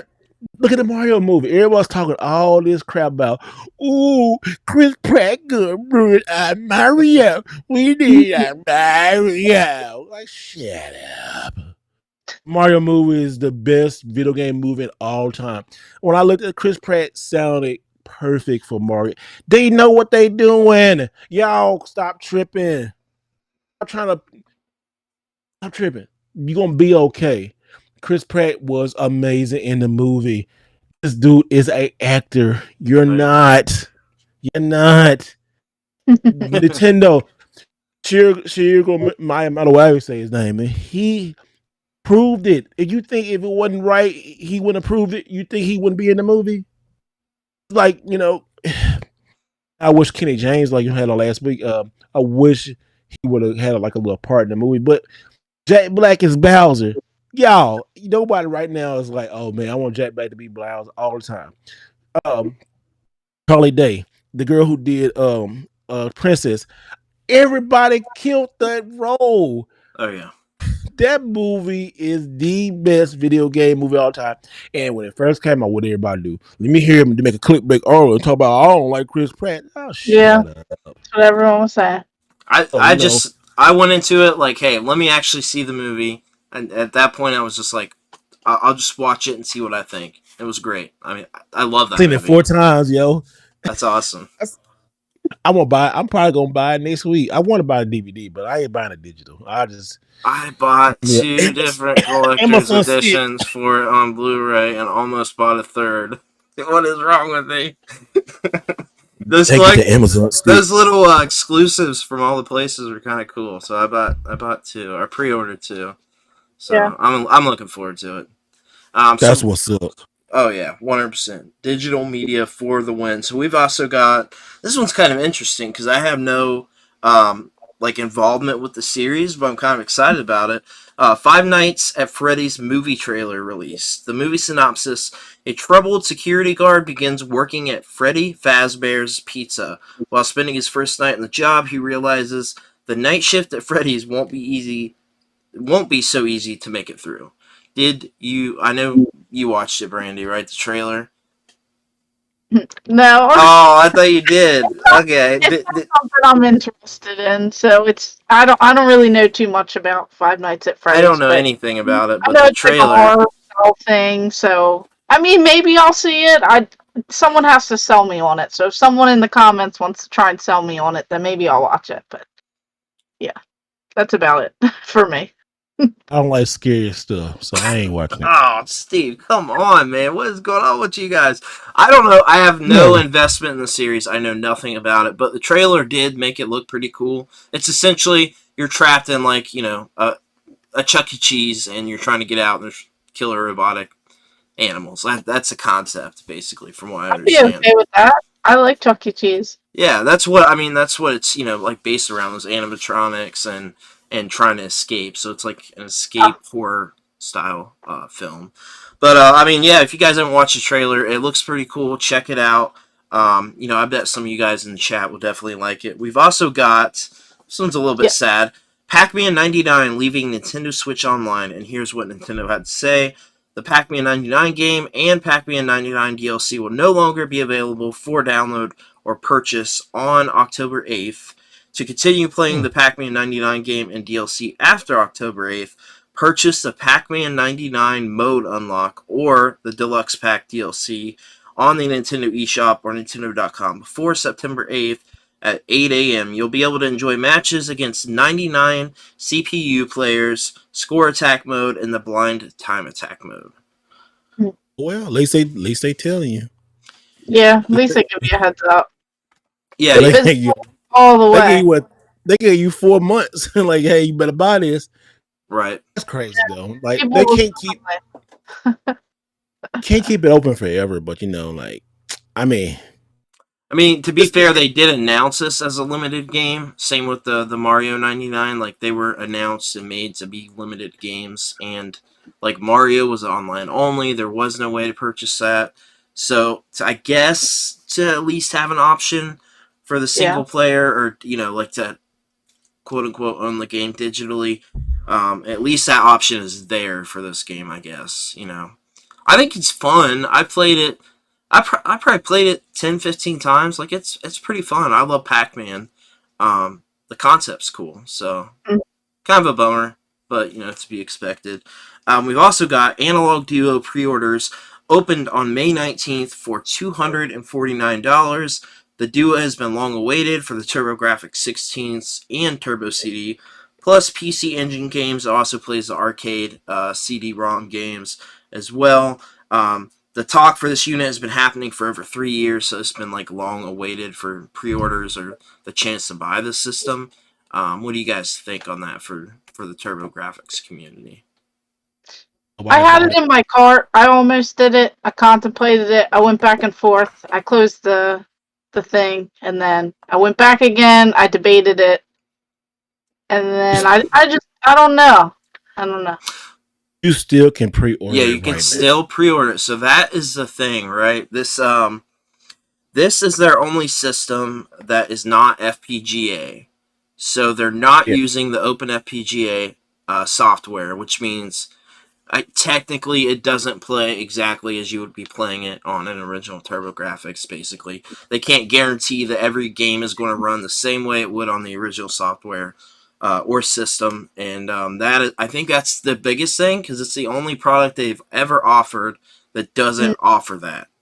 And this has been like, this has probably been the most wanted item from them ever. So the fact that it's still up and that you could still get a system from Analog when everything else they have is out of stock is pretty mind-blowing, but at the same time, it's not. Now I'm like majorly disappointed that it's not at PGA. And I'm just kind of like, I don't know that I care, because like my whole thing is wanting to play the game the exact way it would on an original system. That's my thing. Yeah. That's why I'm, with EverDrives, that's why I'm the way that I am. So it's a little bit weird. We got Brian over at BD Retromon says, I think it's a great option for those with a big library of TurboGrafx and CD games. It is still FPGA, just not the open that's on Analog Pocket. Yeah, so it doesn't have the open software. I think that is probably keeping, a lot of people away from that. I don't know. I mean, the fact that it's still up is pretty mind-blowing for an analog product. So I guess we'll have to see if there's potential for maybe a software update to offer Open FPGA down the road. But I don't think so, because I don't think so, because I don't think so, because the proprietary. I don't think it's going to ever happen, because like just Nintendo, Super Nintendo, Sega Genesis, all that kind of stuff. Super Nintendo, Sega Genesis, Genesis, yeah. Because because all that stuff, right? It's not like whatever that is, like. Yes, I can't even think of the word right now. But anyway, people can still clone those systems, or Nintendo has that the 10-year thing. I'm trying to think about that. I'm sorry. I mean, I'm half tired and been traveling. You're good, but anyway, man. You're good. No all those like Genesis, Nintendo, Super Nintendo stuff. Nintendo, they put like they didn't copyright that. The copyright on that, they didn't do that, but they did on the 64 and all that kind of stuff. So it might be like they might have a copyright, or whoever makes the Turbo Duo, who makes it originally? NEC. So they might have gave them permission to make that, but not put FPGA on it or whatever it is. Sure. So I just rather buy a regular Turbo Duo. You can buy a Turbo Duo right now, on eBay, and get it, fixed for like $200. Like I see one for like Japan for like $200. I had one before, and I don't know. I want a Turbo Duo. Yeah, I see. The other thing that Brian, and I actually did not think about this before, the Analog Pocket offers the attachment for the TurboGrafx, so you can play those games FPGA. So like for me, I'd be using the Turbo EverDrive Pro, which will play the games FPGA, and you could do that if you want to play on a portable system, but they also offer the dock to play it on your TV. So people that would want to stream or record or just play on their TV have like a versatile option right there that almost makes this, you got to care enough about the CD or the arcade CD stuff that that you can't do with the Turbo EverDrive Pro right now. So there's like one thing there that you can't do. So you got to care enough about those, like, I don't know, like 20 games that it can play to care, so it's one of those deals. I think it's got a lot to do with that Analog Pocket, though, man. People love that. People are still excited about that. I still got to get one. I can't wait until I get one of those because there's like so many options, and Mhm. I love Pocket is handhelds. Pocket is so loud though. It's good. Like it has a good screen. It's super loud. I mean, you can hack the heck out of it. It's such a good system. Like I don't even play my Game Boy stuff. I just pick up the Pocket because I got it hacked. Yeah. It's so good, and the screen is so bright. It's like it's so amazing. It's so amazing. I'll be honest with you. Once I'm able to grab one, a majority of what I'm probably going to use that for is streaming with the dock. I mean, honestly, that's like a super easy and good route to go with that. Like, if you want to stream any of that stuff, that's your best way to do it. Play those games at 1080p and stream them. I mean, that's perfect for people. I know a bunch of people doing that, and they're killing it using just the analog pocket and the dock for all those systems. But moving on from that, we've got, which we talked a little bit about before the podcast, Street Fighter 6 open beta. Open beta is available from May 19th to the 21st on Series X, PS5, and Steam. Has anybody played it or excited or any thoughts? Haven't played it yet. Hey, I'm downloading it as soon as I get off of here. I am too. But is there any anticipation? Let's just talk about in general. Like what's your thoughts, Steve? Are you pretty excited about the game? It's water wet. He gave me that look like, what you think, water man? wet is a sky blue. You put pepperoni on pizza. Some people don't put pepperoni on pizza, but I'm telling you, Street Fighter 6. We was talking about this before we got on. Yeah. Yes. This next calendar year is the year for fighting games to return to the mainstream. Yeah. You got Street Fighter 6, you got Mortal Kombat 1, you got Tekken 8, you got the new Dragon Ball coming out, so many. Well, Dragon Ball remake. Y'all. Well, it ain't gonna be a remake. It's probably Budokai 4. It's Budokai Tenkaichi 4. Right? Yeah. Or I saw some people say like it's gonna be 3, but okay. All right. Yeah. But yo, oh my god, I love fighting games. I love fighting games. And Street Fighter 6 music alone is so good. I like turn on the demo and just let the soundtrack play while I'm cleaning up. It's so banging. It's like it's like Street Fighter Third Strike, Street Fighter 4, Ultra Street Fighter 4, and Ultra Street Fighter 5 all put together. They just took elements the character customization. Like, come on, man! Like that's what the series needed. That's what the series needed to revive it, though. I think people. No, it's not. Come on! All right, let's hear it. Let's hear your take on it. I want to hear it. I disagree because I 100% disagree. I think that's a good element. But what makes Street Fighter is just the mechanics of how the fighting game goes. Like Street Fighter Third Strike now is probably god tier game. When it first came out, it is a god tier game. I agree with you. But when it first came out, nobody played it. Everybody hated it. And then they did Third Strike. Street Fighter 3 was garbage. And Street Fighter Second Attack was great. But the Third Strike was different level. Yes. But it took years for people Street Fighter. Hated Street Fighter 3. Yeah, people. Street Fighter Third Strike. Yes, Street Fighter 3 actually made so many people turn away from Street Fighter because you had Marvel's Capcom 2 during that time. It took 10 years for Street Fighter 4 to come back out. 10 years.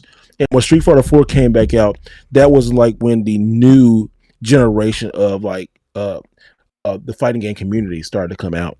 And you start seeing a lot of good stuff. Then people start going back like, oh, Street Fighter Third Strike is actually really good. Yeah. And you look at it, it's really, really good. They took elements of that. They took a 4 and 5, but also they made what I think Street Fighter 6 is going to sell millions. It's going to make everybody can play. One thing, they're going to offer the $1 million pot to a person who's going to win the tournament, right? They're doing $2 million in prizes, but one person's going to win $1 million. Not me. Street Fighter 6 player. And not me. I don't know. I'm going to try to try, but could you imagine? Yeah, could you imagine? I just want whatever swag they got for it. Give me $1 million. I want that swag. My stuff.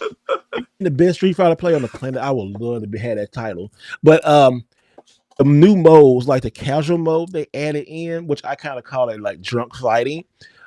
It's going to be so good because how many people have you seen over the years look at Street Fighter, but like I like it, but I'm scared to play or intimidated to play because I don't know how to play. You can take your controller and press one button and do a Dragon Punch or Hadouken or a special move. Yeah. That right there is going to put that's party mode. You can't do it over internet, but that's going to bring in so many people. So many people is going to just try to get better Street Fighter because they want their money.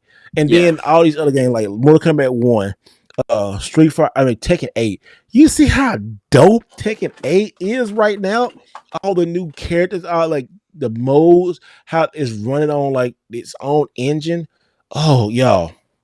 That's exciting. Going back to Street Fighter 6, Street Fighter 6 is going to be huge. It's going to get huge. And then, Street Fighter is going to do the same thing. First, it's going to be Street Fighter 6.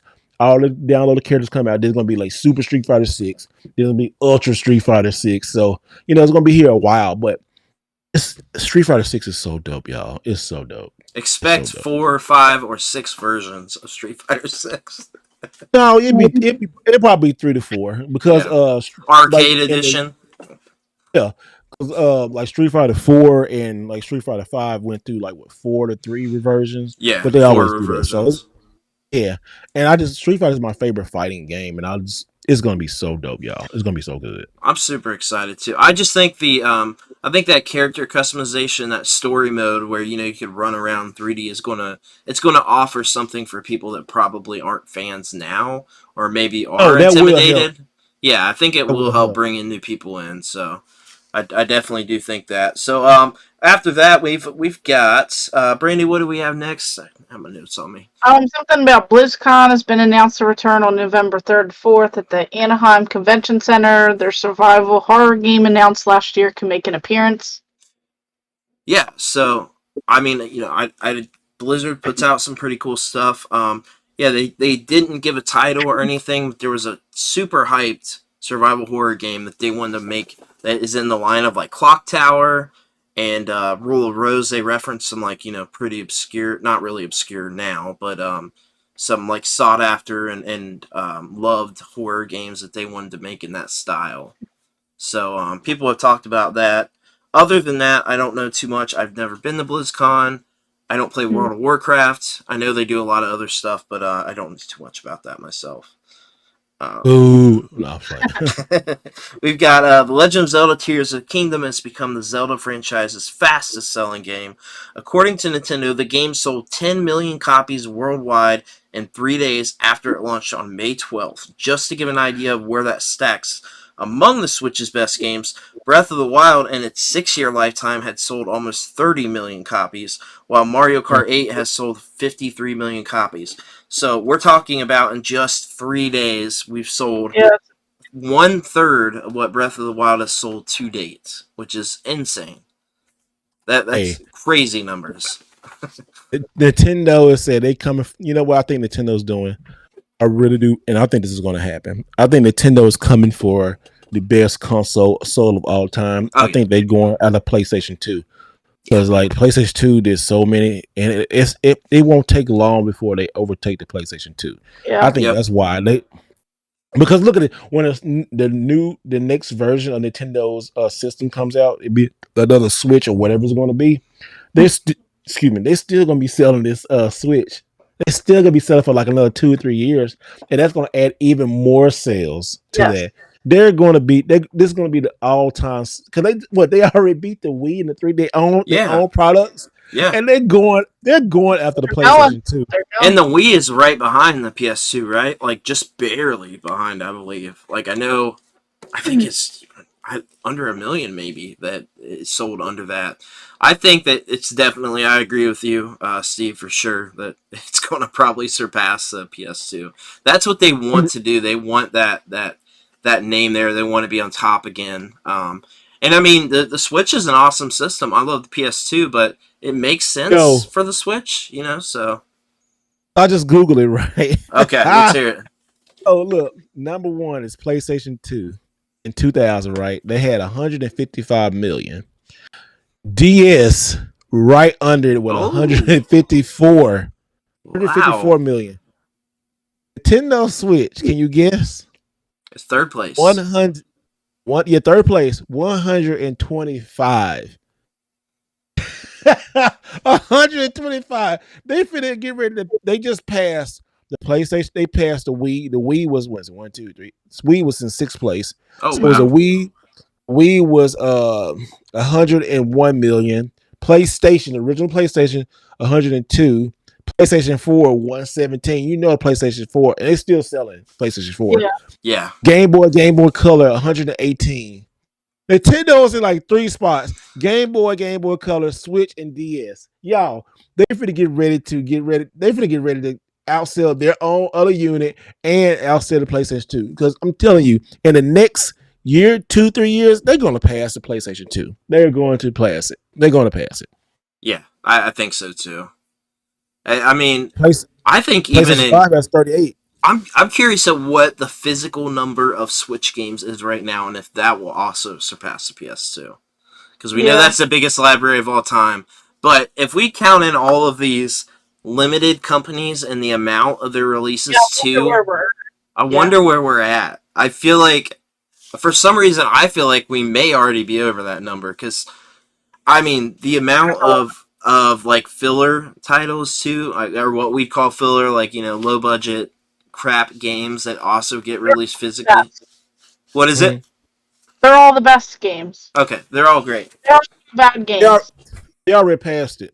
Because the PlayStation 2 has like let's say 2000. I mean, I just picked this up. Is this a fantastic 10 out of 10 game? Walmart clearance section right now. They're clearancing out a ton of games at all Walmarts, and so I had to pick this up. $10 for a box Switch game. Okay, all right. There are no clearance games at any Walmarts. There never will be. I promise. Not here for. No. Hey, I'm looking on Google, right, and this is just probably total games period plus digital, but it says over 144,487 games across the 5 lists of Nintendo Switch games. It says physical, but that make it be physical and digital. But yeah, they already passed. Just think. I can see Brandy. I'm gonna do the whole Switch library. She got like 5,000 Switch games in her. I will never. I'm telling you now. I will never try to do a full Switch collect. Never. Like the thought of me trying to do a Wii one has my brain like melting. I have thought about it. Came into my brain and I'm like, no. 80% of that library will sit there forever, and I'll never do anything with it. If I won the lottery, I would. Yeah, it'd have to. Yeah, it'd have to be a situation like that. Like I've got the expendable money that I'll never have to worry about to do it. And you'd be on eBay all day, like, do I got this? Do I got this? Do I got this? Do I got this? Oh, I bought 2. Whoops, my bad. Get all the 7 Just Dances at release for the freaking system. Oh my god. I'd be just dancing my way to the bank with all that money. Look, you know what's funny? I bought, I think it was 4 or 5 copies of Just Dance 2020, which was one of the last, physical games for the Wii, and I ended up paying $5 for all those. Once 2020 hit, those games were going for like $80 because they were one of the final. I think at the time it was the final retail release. It might still be like the actual final retail release.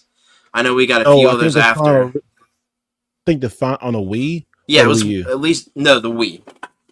The Wii Just Dance 2020. Yeah, I bought all the copies they had there because they were $5. I was like, trade bait. 2020 on the Wii. Yeah, Just Dance 2020 was on the Wii.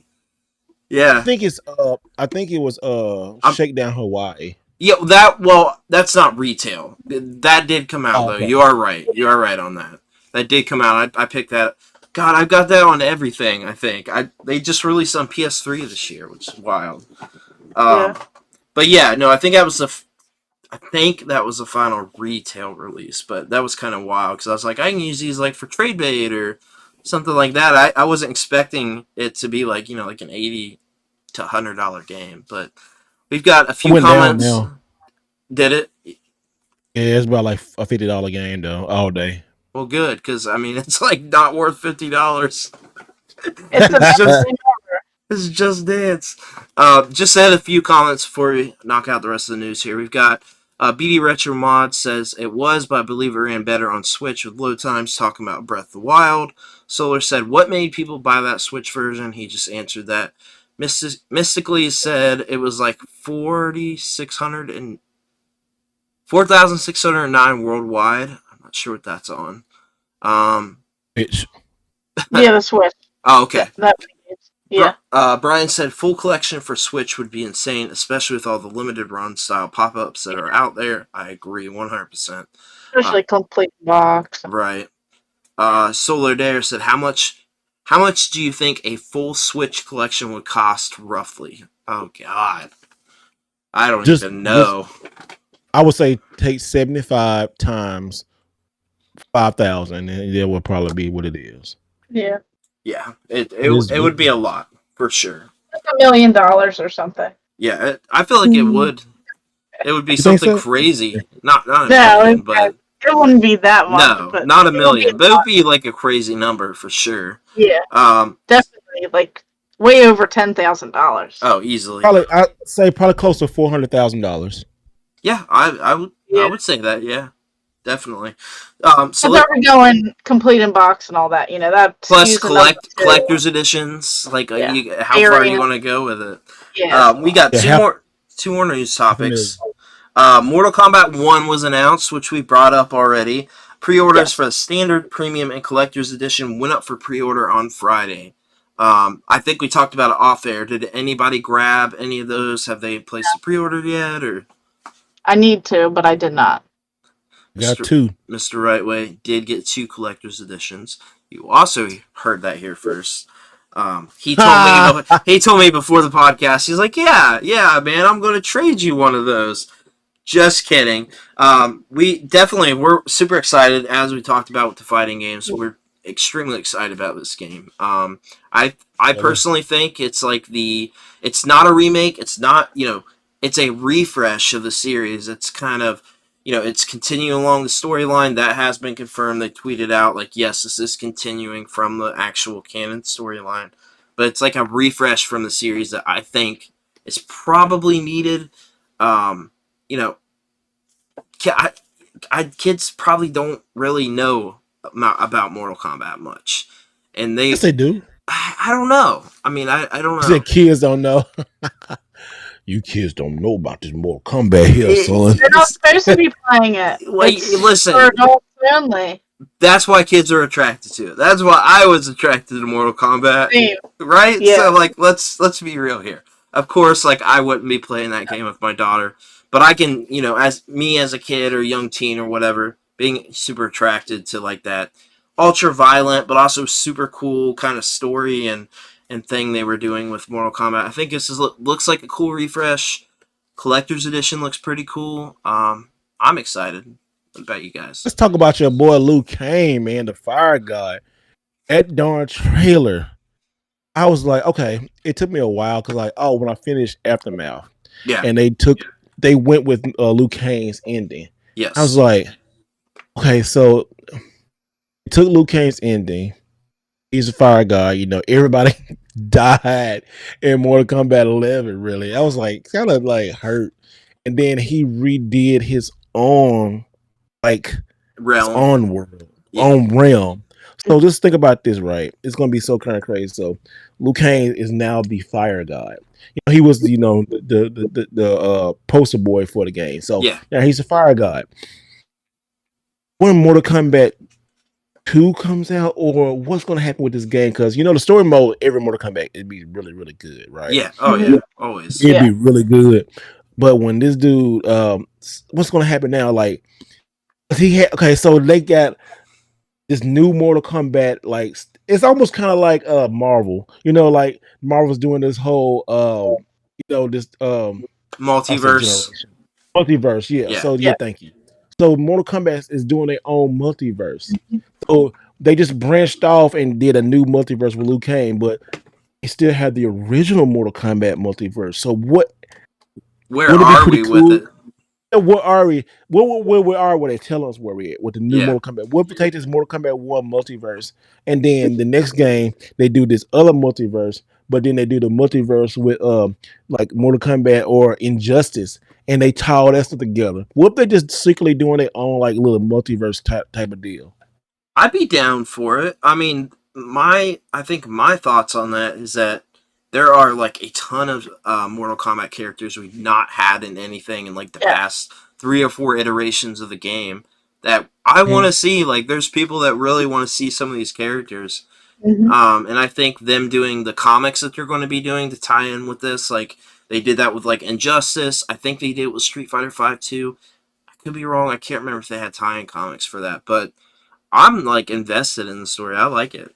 I know GameJunction a big fan too. So what are you thinking?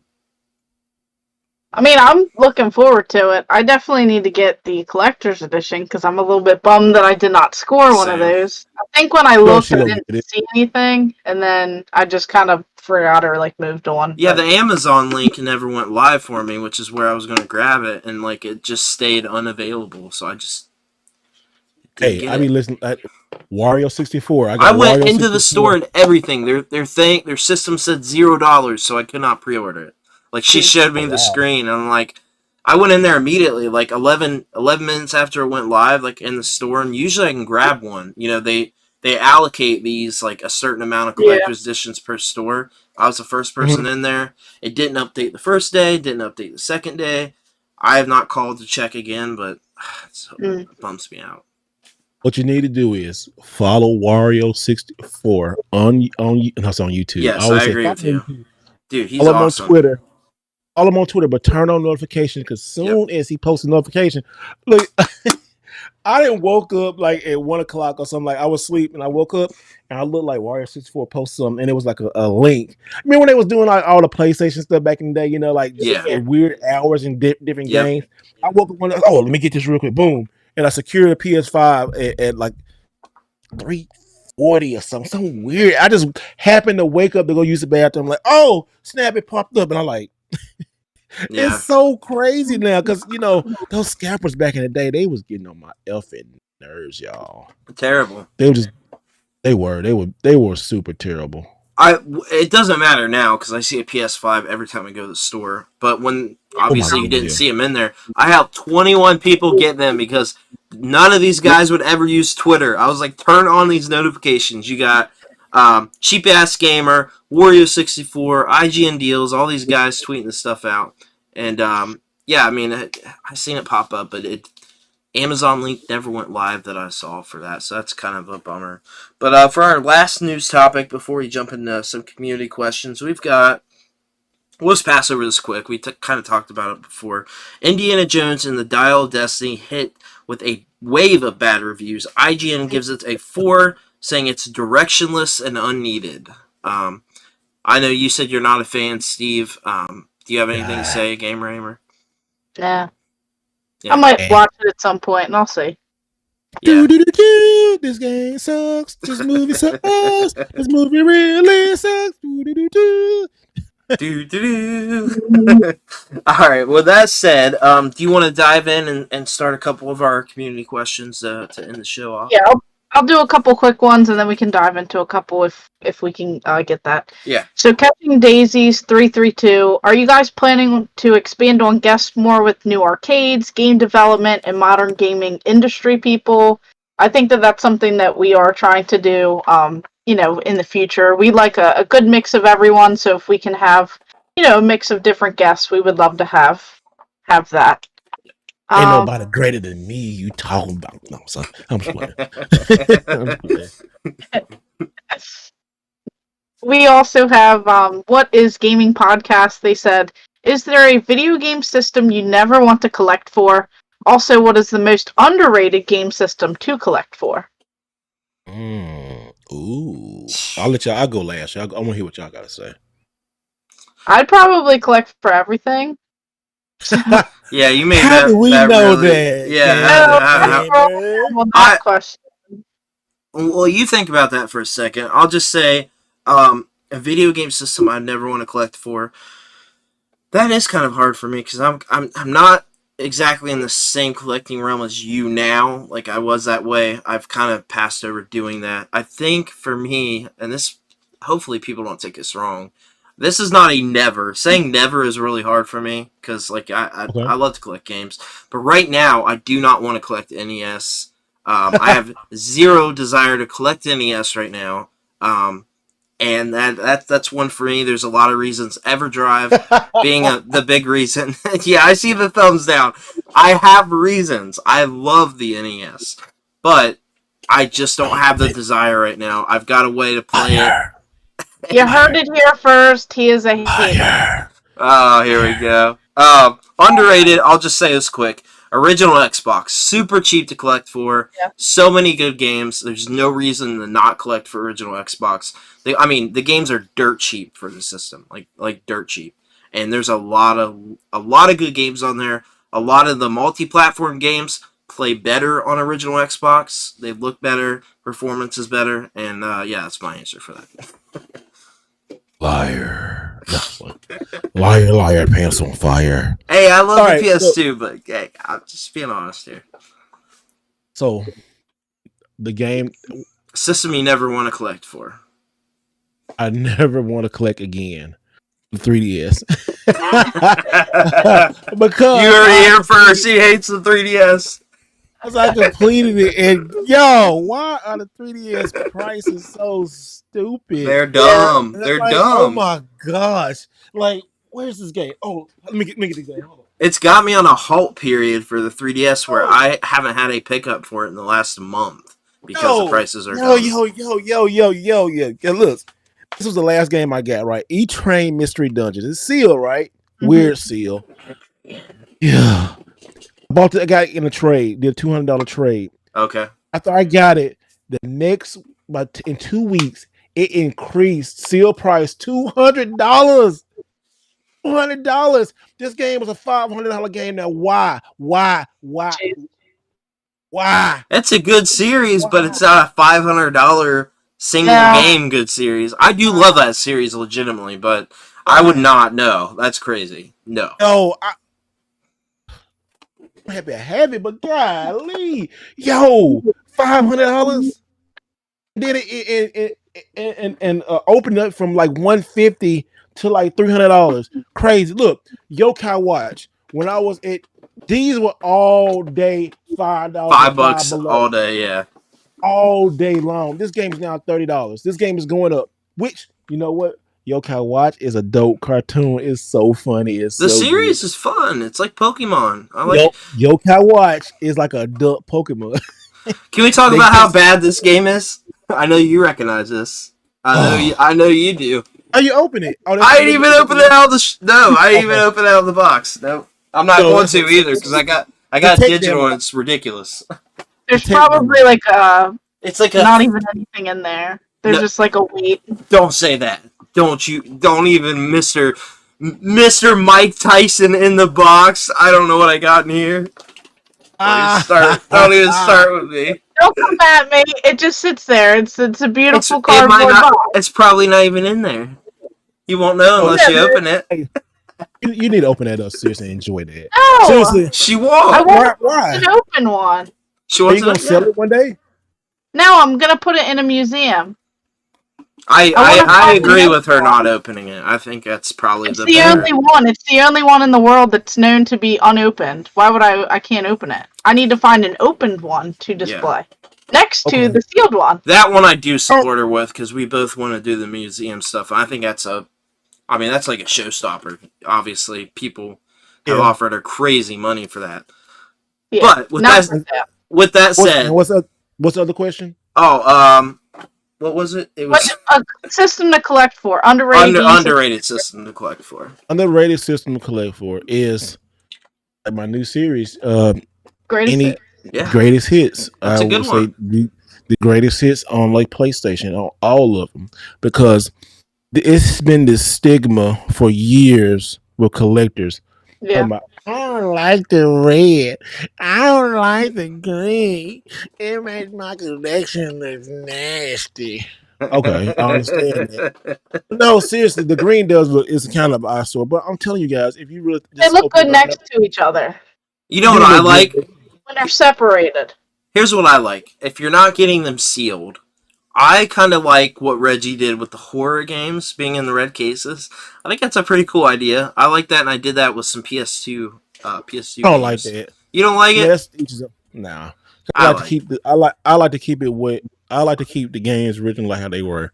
You know, if they're greatest hits, boom. But getting greatest hits for PlayStation 3 is really easy because it has the red case. Like Yeah. like right here. And ooh, look at these right here. Like the place and they did it with the PlayStation 4. So they continue the tradition. So like the PlayStation 4, you got like, like Dragon Age, which this game right here is so good. Second Son, y'all. This game is so if you have not played Infamous Second Son, You it is should. so good. Like what you got Mortal Kombat, Far Cry. Look at these good games. Far Cry 4. Look, Tales right here. I didn't even know Battlefront. Tails got a greatest hits. Resident That's pretty Resident cool. Evil. Monster Hunter World, God of War.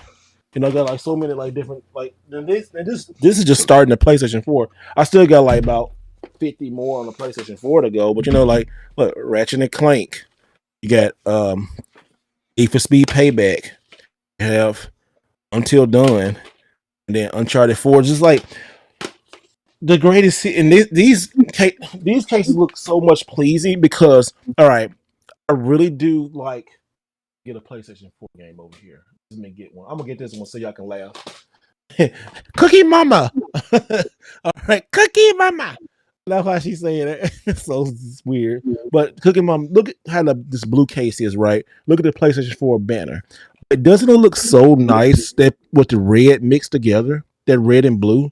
That looks Yeah. like that looks really cool. It looks like they finally got it right. So it doesn't look on the spine. It doesn't look eyesore. It's not a really bad eyesore. So in between the PlayStation 3 and the PlayStation 4, you can easily find good games. But PlayStation 4 is still kind of expensive. Like I saw a greatest hit today. I was trying to get one. It was like $36. I'm like, God dang. But it was a pretty rare game. I'm not gonna say what it is, but because people gonna check off and buy it. Because now I notice like when I say something about some games, then I go on eBay like, oh, really? Really? I'm not that guy, but really, somebody watching me for that. So no, I'm not doing that. That's why I'm not saying another game that I got because somebody gonna do it again. I learned that lesson. That's why I'm doing it serious now when I'm halfway done with a lot of them because I'm Yeah. not doing it because people. I learned my lesson. I didn't think I'll be that. I'm not saying I'm that guy, but I didn't think about it being an influencer that people would take.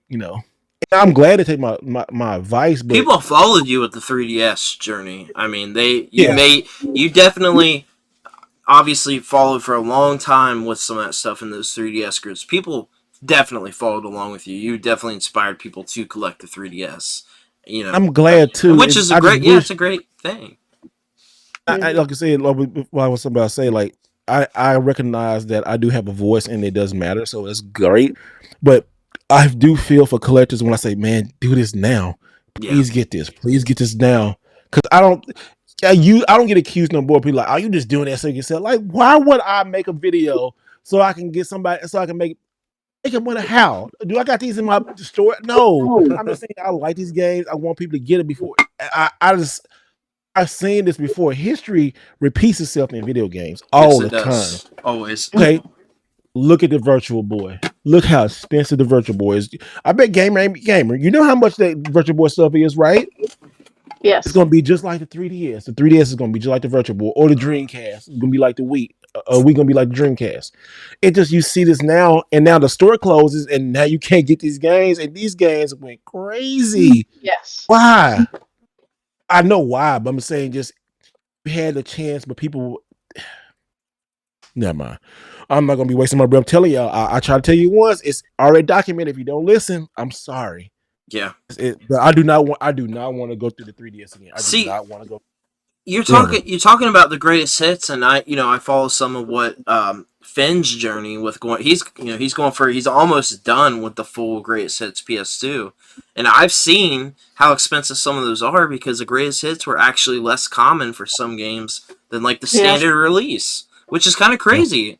And I mean, Yeah. it's a cool thing to see, like and collecting in the community. Like I love it. I love seeing people do this because they're archiving stuff. You know, they're finding out information about stuff that was not publicly out there that people didn't know. Like, people didn't know that this particular game was actually very, very, very uncommon for a greatest hits versus like, you know, a standard release. Like, it's cool stuff to me. I love it. Do too. I love it also because, and also, I think the PlayStation 2 greatest hits has the best library. I agree. Has some of the best 100%. games.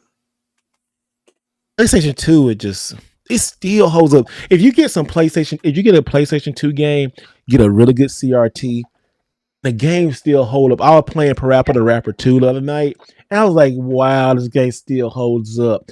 NBA Street Volume 2 still holds up. Def Jam still holds up. God of War 1 and 2 still holds up. Grand Theft Auto still holds up. NBA Jam still holds up. Absolutely. Dino Saga still holds up. Dark Alliance still holds up. It's tricky, still holds up. So many of those games, are just 10 out of 10 games. Like, they hold up so well. Versus like the PS1. Let's talk about, you know, I love the PS1, but so many more games definitely hold up on the PS2 versus like the PS1. We've talked about this so much. You know, I love that system, revolutionary. But the PS2 holds up the library as a whole so much better than the PS1, which is awesome to me. You know, I love it. PlayStation 2 era was something just crazy, right? Yeah. Because it's like everybody, I think the PlayStation 2 generation was the like Nintendo generation. They grew up and like, we need something more adult. And the PlayStation was like a juggernaut, right? But the PlayStation 2 had a DVD player, and people were like, who played NES was graduating, getting ready to go to college. That's your first DVD player, cheap DVD player. The DVD boom was coming around. That right there, that generation, the PlayStation 2 was something special. It was something great, very, very special about the PlayStation 2 generation. And all the games, over 2,000 games in the library, but a lot of those games, like the 3DS, had great games. I'm not a sports fan, but I remember so many Madden tournaments. Oh my goodness, crazy Madden tournaments at Best Buy. It just Madden tournaments. Not Call of Duty, but just Madden tournaments out the craziness. Midnight releases for that game. Grand Theft Auto 3 when they first came out. Then San Andreas. It just all of those games. It was just so the EA Sports big generation. EA Sports. Big. I'm like, oh, they were just so EA Sports. I just got chills. I just got chills when they said EA Sports. That's why I love games so much. Like that era, like I got goosebumps. I ain't gonna lie, I just got goosebumps. I said EA Sports big. It's like that tricky. Oh my goodness, games. Those generation of PlayStation games can't be touched. Can't be touched. You can't touch those. Like MC Hammer, you can't touch this.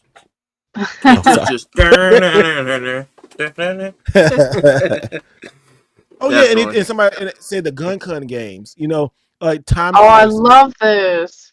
Oh yeah, wasn't they so good? Wasn't Time Crisis like great? The great trend. I mean, they transitioned well to the PlayStation 2. Time Crisis was so good. And Time Crisis is so cheesy too. Time Crisis is it's so very cheesy. Very cheesy games. Cutscenes are cheesy, but they're great. They're great. I'm sorry. Yeah. I love the PlayStation. I love the PlayStation 2. I do. I love the PlayStation 2. Awesome. One system. Of my favorites. No doubt about that. It is. Definitely up there. Now we have tons of comments. We got Carl Peterson in the chat saying GameJunction, yes.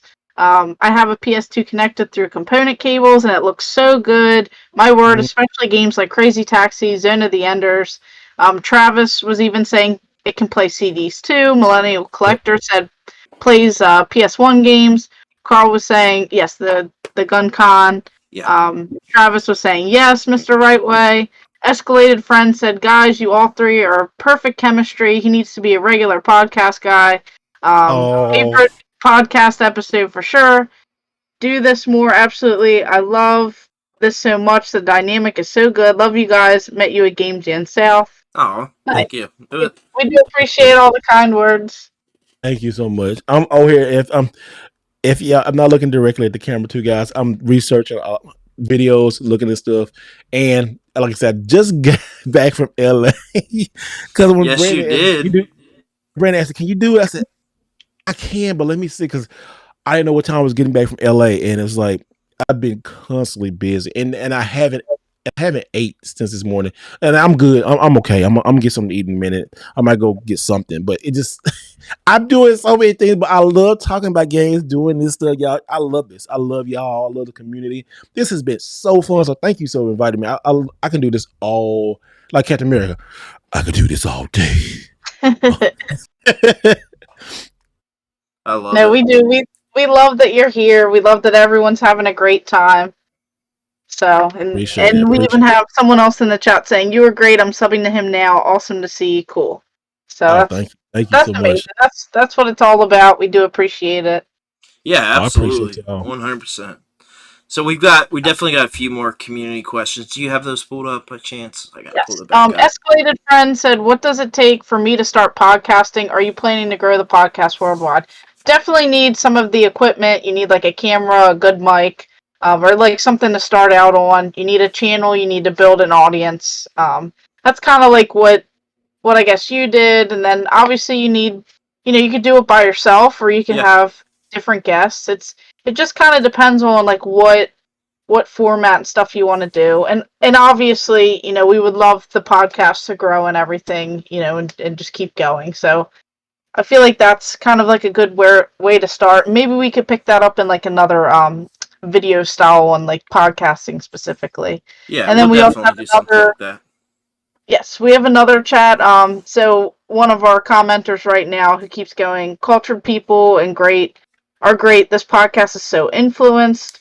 So we do appreciate it. Yeah, And also a definitely. question that person had was, where can me and my husband start promoting our Twitch, and should we start? We made our channel last week. We want to start streaming next week. So I would say that a good opportunity for that is, all the different socials like Yeah. Facebook. You want to hit the different groups. You want to like make sure that it's in the rules where you can like self promote and share and ask people questions, build your own, throughout all the different socials. You just want to be a part of the community, comment on other people's stuff, watch stuff, listen to stuff, and just, you grow that way. I'm sure that's what everyone here also does too. So, But also, too, here's a good tip. mhm. Just start your YouTube channel. Use a lot of search, because YouTube is actually the second biggest search engine on the internet. Yeah. On the internet, so just do it by search. But also, too, just do it just because you like it. Because for years you might not have nobody watch your stuff, then one day it just pop off. Do it just because you like it. Don't do it trying to make money or be famous. Just do it because you like it, and you're going to mess up. You're going to have 100 bad videos before you have one good one. Yeah. Because you're going to go. Excuse me. Look at some of my old videos, like I said on Tech Buzz. It was horrible. I was like, ugh. But you just need the training, because I still don't like my voice. When I hear my voice, I'm like, ugh, I sound like that. Like, but also you learn how to speak.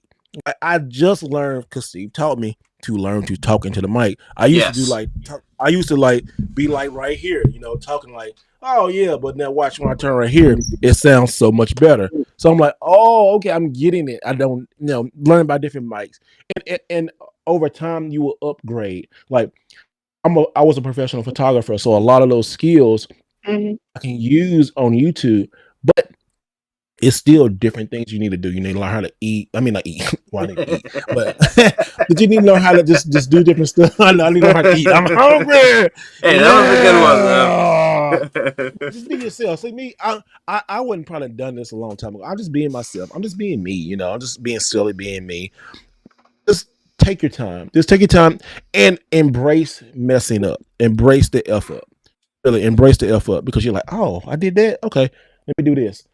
Like right now, I gotta change up my camera because not my camera, but the battery, because I see, look, it's going dead. Up and it changes battery right here, and I'm not showing. You learn so much of that stuff as you're going. Like you got to put yourself out there. Like like he said, starting the YouTube channel, just making videos and either a consistency or a schedule or something Right. to keep you motivated or going. Like everybody's different, right? Like somebody might want to just do it for fun and do like one video a month, and that's fine. If you're wanting to do Yeah, that's that, fine. put yourself out there and do that. You've got to start a rhythm. You've got to start every video. I swear, and even now, and Brandy Game Raymer has been doing this for a little while.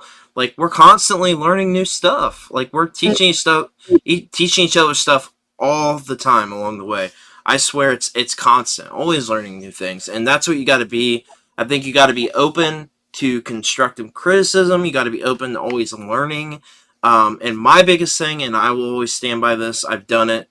Like I said, I've started writing for video game websites forever ago. Networking, networking. That I feel Oh, like that is the biggest thing. Networking with it people is. and making friends. That's my thing. So A little behind the scenes thing. What I was just telling you a few minutes ago. Like I knew my battery was going to go dead. I have 4 batteries right here. there you And go. I need to charge. I need to charge this up. But these are 2 dead batteries. I'm gonna charge up. But like I had 2 on standby because I know my equipment. So I Yes. Yeah. knew my battery. I knew my battery was about to die. I knew it was about to die. So you know what? Let me go ahead and just like have this on the ready because. And also, don't be afraid. Like, yes, things gonna happen. Like, people who complain are people who not really doing nothing. Like, don't worry about people complaining to me who not there's no knocking nobody, but has no followers or have a picture of a turtle. I don't care because they're not really in the trenches. Now, if somebody was somebody, oh, you know your voice a little loud here. If I get that enough time, I'm like, oh, let me go back and check that next time. You know, you'll learn stuff over time. But like right here, let's see. I'm always on the red. I got my battery charger right here. You know, charging this up. Battery charging a battery charger. You gotta have the good. You don't have to have the best equipment. You can use the iPhone and still do Yeah. really good. Just make sure you have good audio. So don't just embrace, like I said, embrace the F up. Keep going. Do what you gotta do. It's fun. The process is fun. It's Yeah. challenging, but don't stop. Don't Yeah. stop. Keep stop. If it challenges you, man, that's good. You're learning. That means you're Yeah. learning new things, and you got to always be open to that because constantly we are learning new things by networking with people. You're able to talk with people about the content creation, about making videos, learn tips, exchange tips. You're doing all kinds of stuff by doing that, and just making friends. I mean, that's obviously not a thing you have to do, but that is my favorite part of doing Mhm. this at all is making The making the community, friends, everyone. the community, Yeah. making the friends.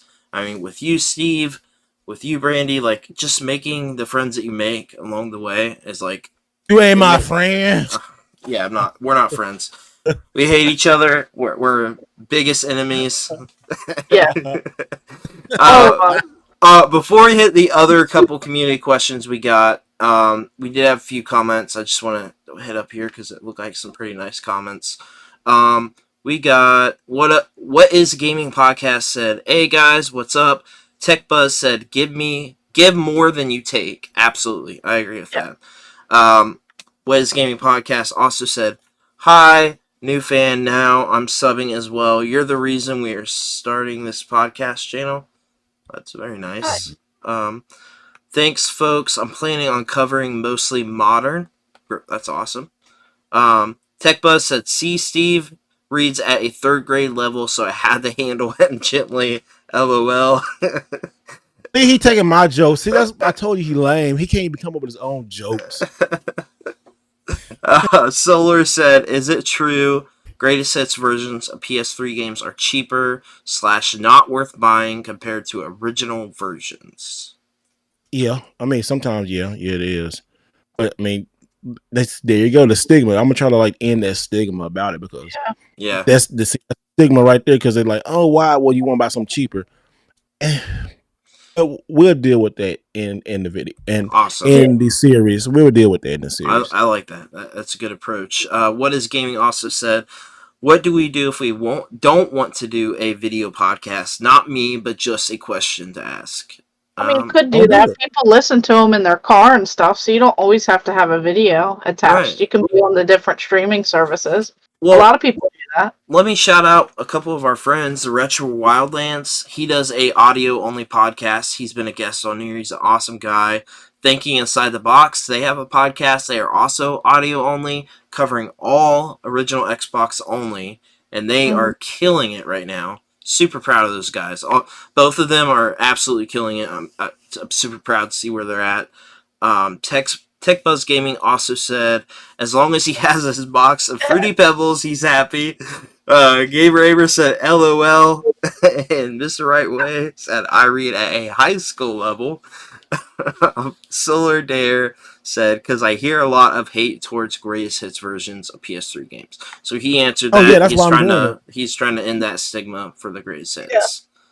Yeah. And then one last comment that came in here before we go to the other questions. At times, there are corrected issues with the games with the greatest hits releases. That is a thing, too, and people don't talk about that. There are corrected issues with those on the disc for those releases. So sometimes they're the way to go for. There you go. We're gonna be going over that over the first issue. I mean the first issue, but it's like a comic book over the first episode. Stay tuned for that. Then he's got something cool coming. What do we got next for community questions there? Real quick one. Gerbert Alice 13 says, "What games are ones you can play for just a few minutes and pop in and still feel satisfied with getting gaming in?" I would have to say any fighting game, probably like Mortal Kombat or something along those lines. Street Fighter. Those are the games that I can just pick up and go, and I'm completely satisfied.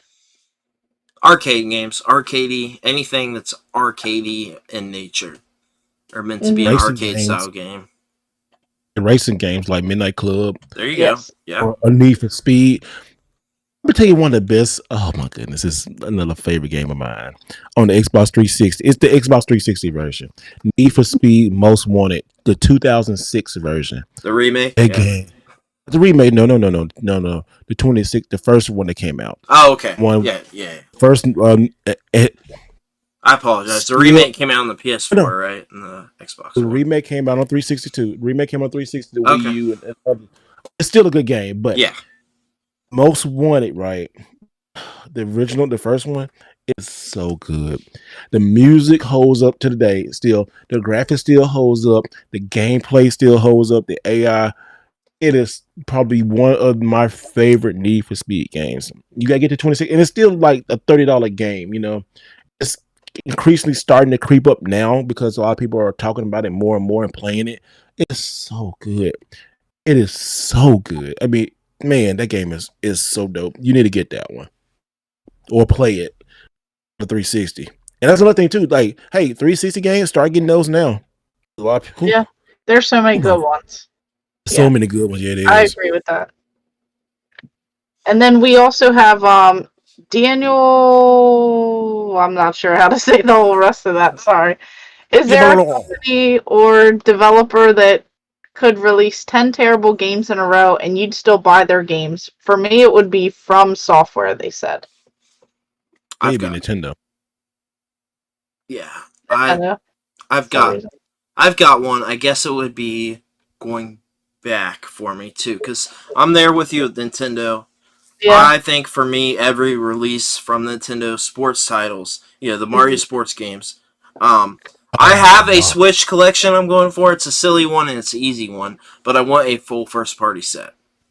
That's my Switch goal, and that's it. And I'm doing pretty well. There's like a few weird ones I'm waiting for, like price drops. Like I'm good on waiting on, like the Mario Golf release. I played it a few times. I'm good on waiting on that.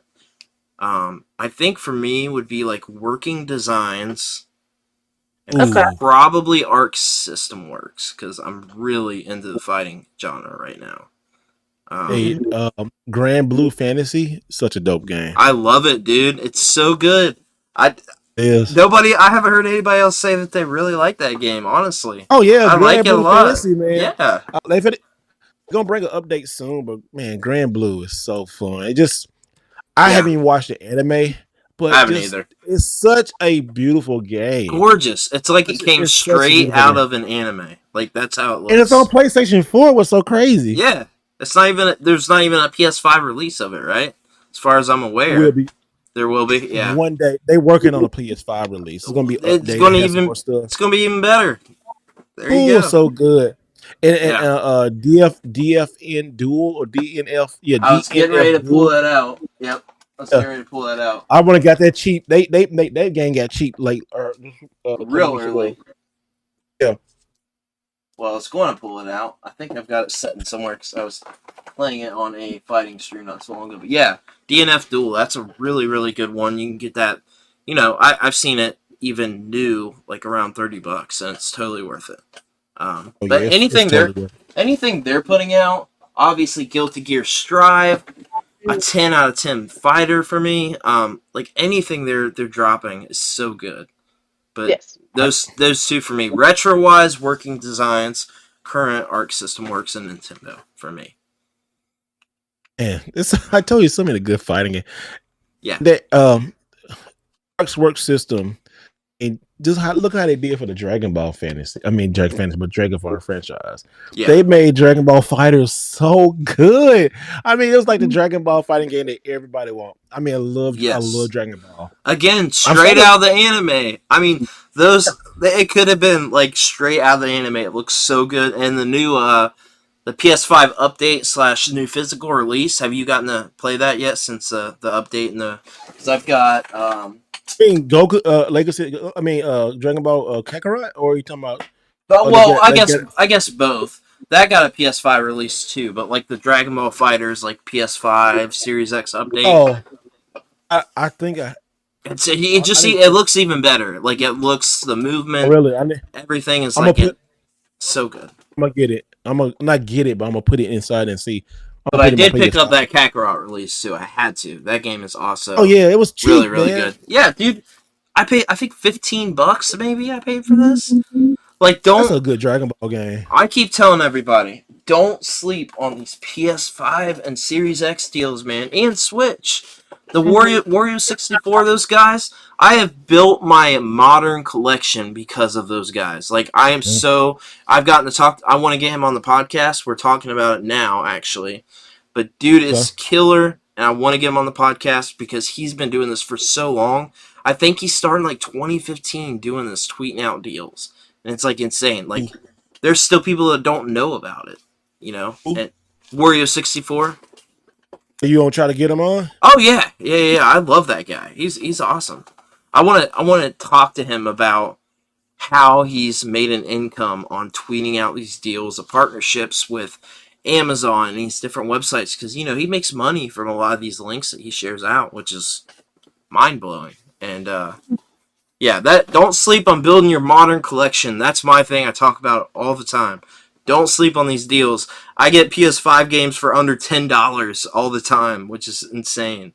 So I've built my modern collection because of these guys. A couple comments here. I think we've got a few more community questions. Brian over at BD Retromod says, Shmups for sure. A recent homebrew game with simple mechanics that's a ton of fun is Donut Dodo. Can be found in most eShops for $5. Carl says, agreed with Shmups and fighting games for pickup and play. Travis Garnett says, Neo Geo's fighting games. Shout out to Mr. Rightway's top, by the way. And Orion says, hello there. Neo Geo, dog top. On that shirt, Neo Geo. And we only had one more community question because Instagram went down right before this, so I wasn't able to get some of those. That was a whole thing. Yeah, I thought it was my internet, but here we are back. Manny's Arcade said, what will collecting retro games look like in 10 years from now? Still be popular, or will it die out? Will always be popular because it's going to be always people aging out and new people coming in. I remember like a year ago, and matter of fact, I saw this little guy at a garage sale. He coming in, went to Goodwill. This little joker, they were putting out GameCube games, and this little joker had grabbed 2 good ones. So this little sucker, I grabbed some more. Like, hey, I gotta fight these little kids. I said, I don't care about these kids. Give me this game. But no, then he like, oh, I want that game. I said, I want that game. Let's trade right now. Like, no, I really do. I was like, no, you don't have to, man. Here you go. I just gave it to him. And then he ended up, here you go. I was like, you sure? Yeah, I really want this game. Like, all right. Then I saw him at a garage sale when I got this whole bunch of PS2 lot. He said, what did you get? I said, I said, "Oh, I ain't getting nothing, man. I ain't even tell my little competition. That little boy was hustling. I was like, oh, that's awesome. But I ain't even tell him. Like he watching. He probably watching what channels like mine and other people do, going to garage sales and getting games and stuff. I said, look at this. He said, yeah, I got a Super Nintendo and a PlayStation 1, and I'm about to get a PlayStation 2 in box. I said, in box? I said, how old are you, son? 12. I said, oh snap. I said, this little dude started the collection early. So I'm like, it made me smile. I was like, hold on. Be like Jordan, I'm be like Jordan F them kid. Brandy, what are you thinking on retro games in 10 years, or what will be considered retro? I guess.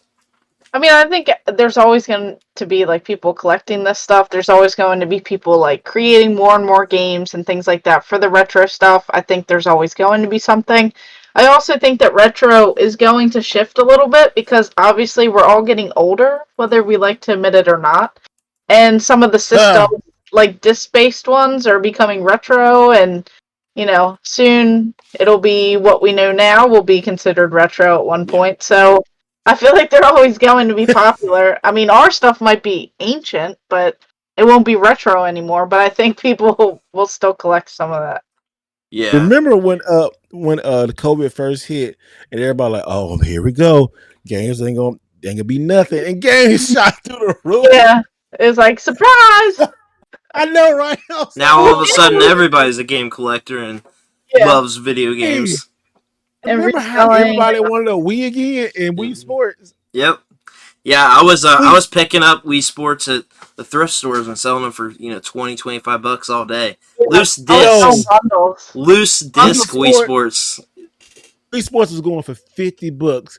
Wii's were going for like $150. I was like, oh my gosh.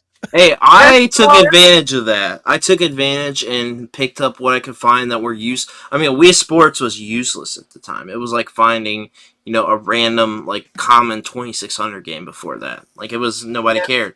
Because there's more Wii Sports out there than most games that ever came out. So it's like, there's so many. But, I think they were selling. I think to kind of end off here, I think with me, retro is going to be, obviously it changes 10 years from now. Retro Vita and PS4 and stuff are going to be quote unquote considered retro at that point. I think it's always going to be a thing. Collecting is just like a thing that has always been going on.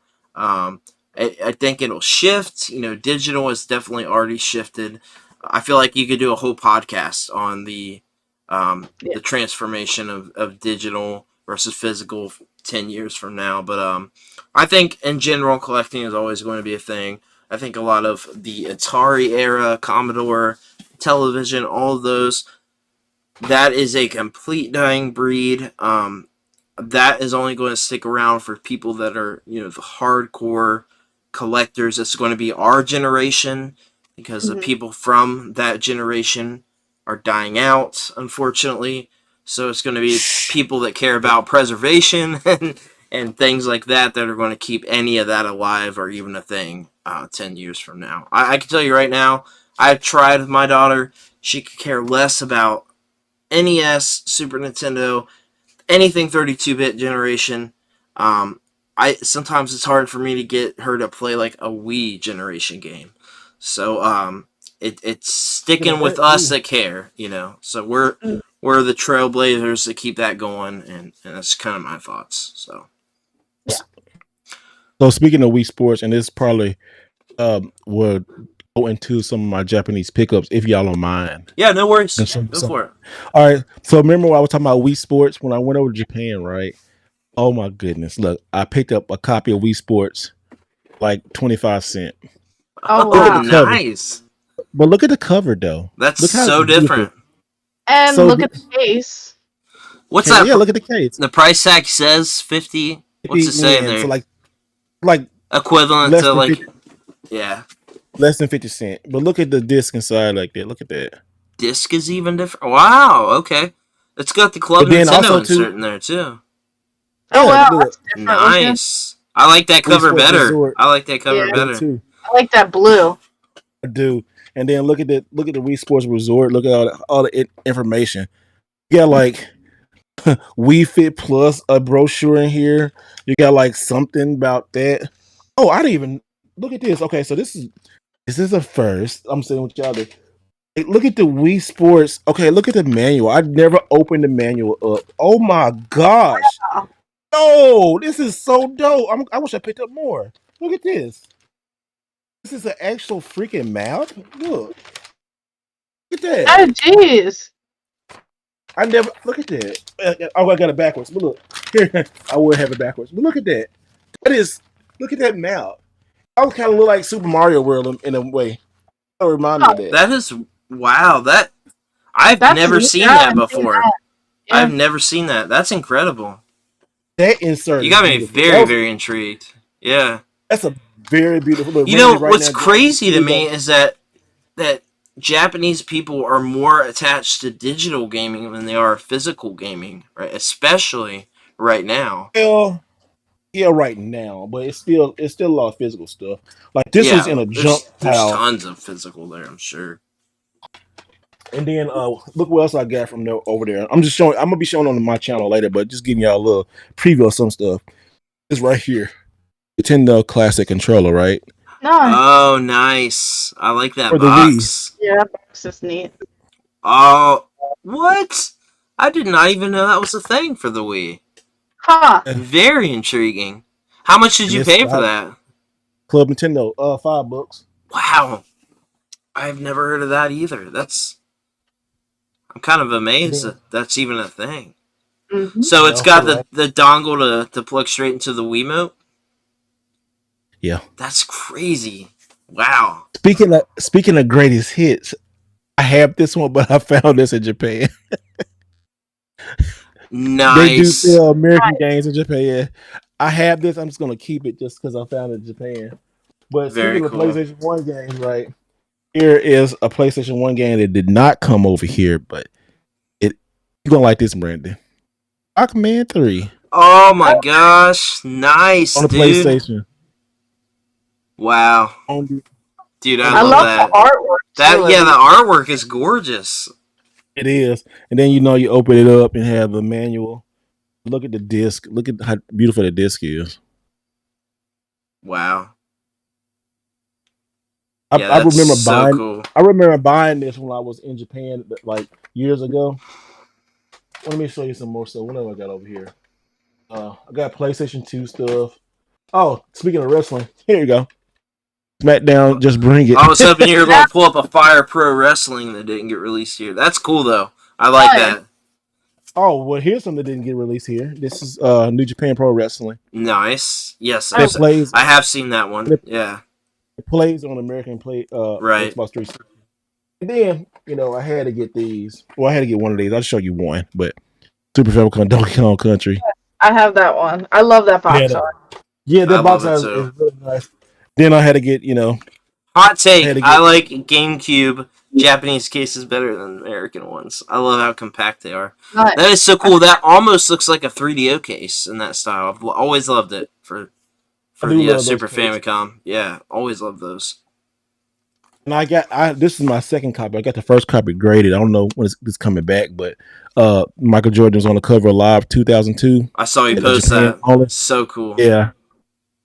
I'm getting it. I'm definitely. How much did you pay for those? I'm curious. On the sports titles there. $3? $3. Yeah, nice. Cheap. Wow. But this was like. And those are sealed? The one you sent in was sealed, I assume. Yeah, it was sealed. Okay. Super Street Fighter 4. Gorgeous PS3. art. Gorgeous art. Yeah.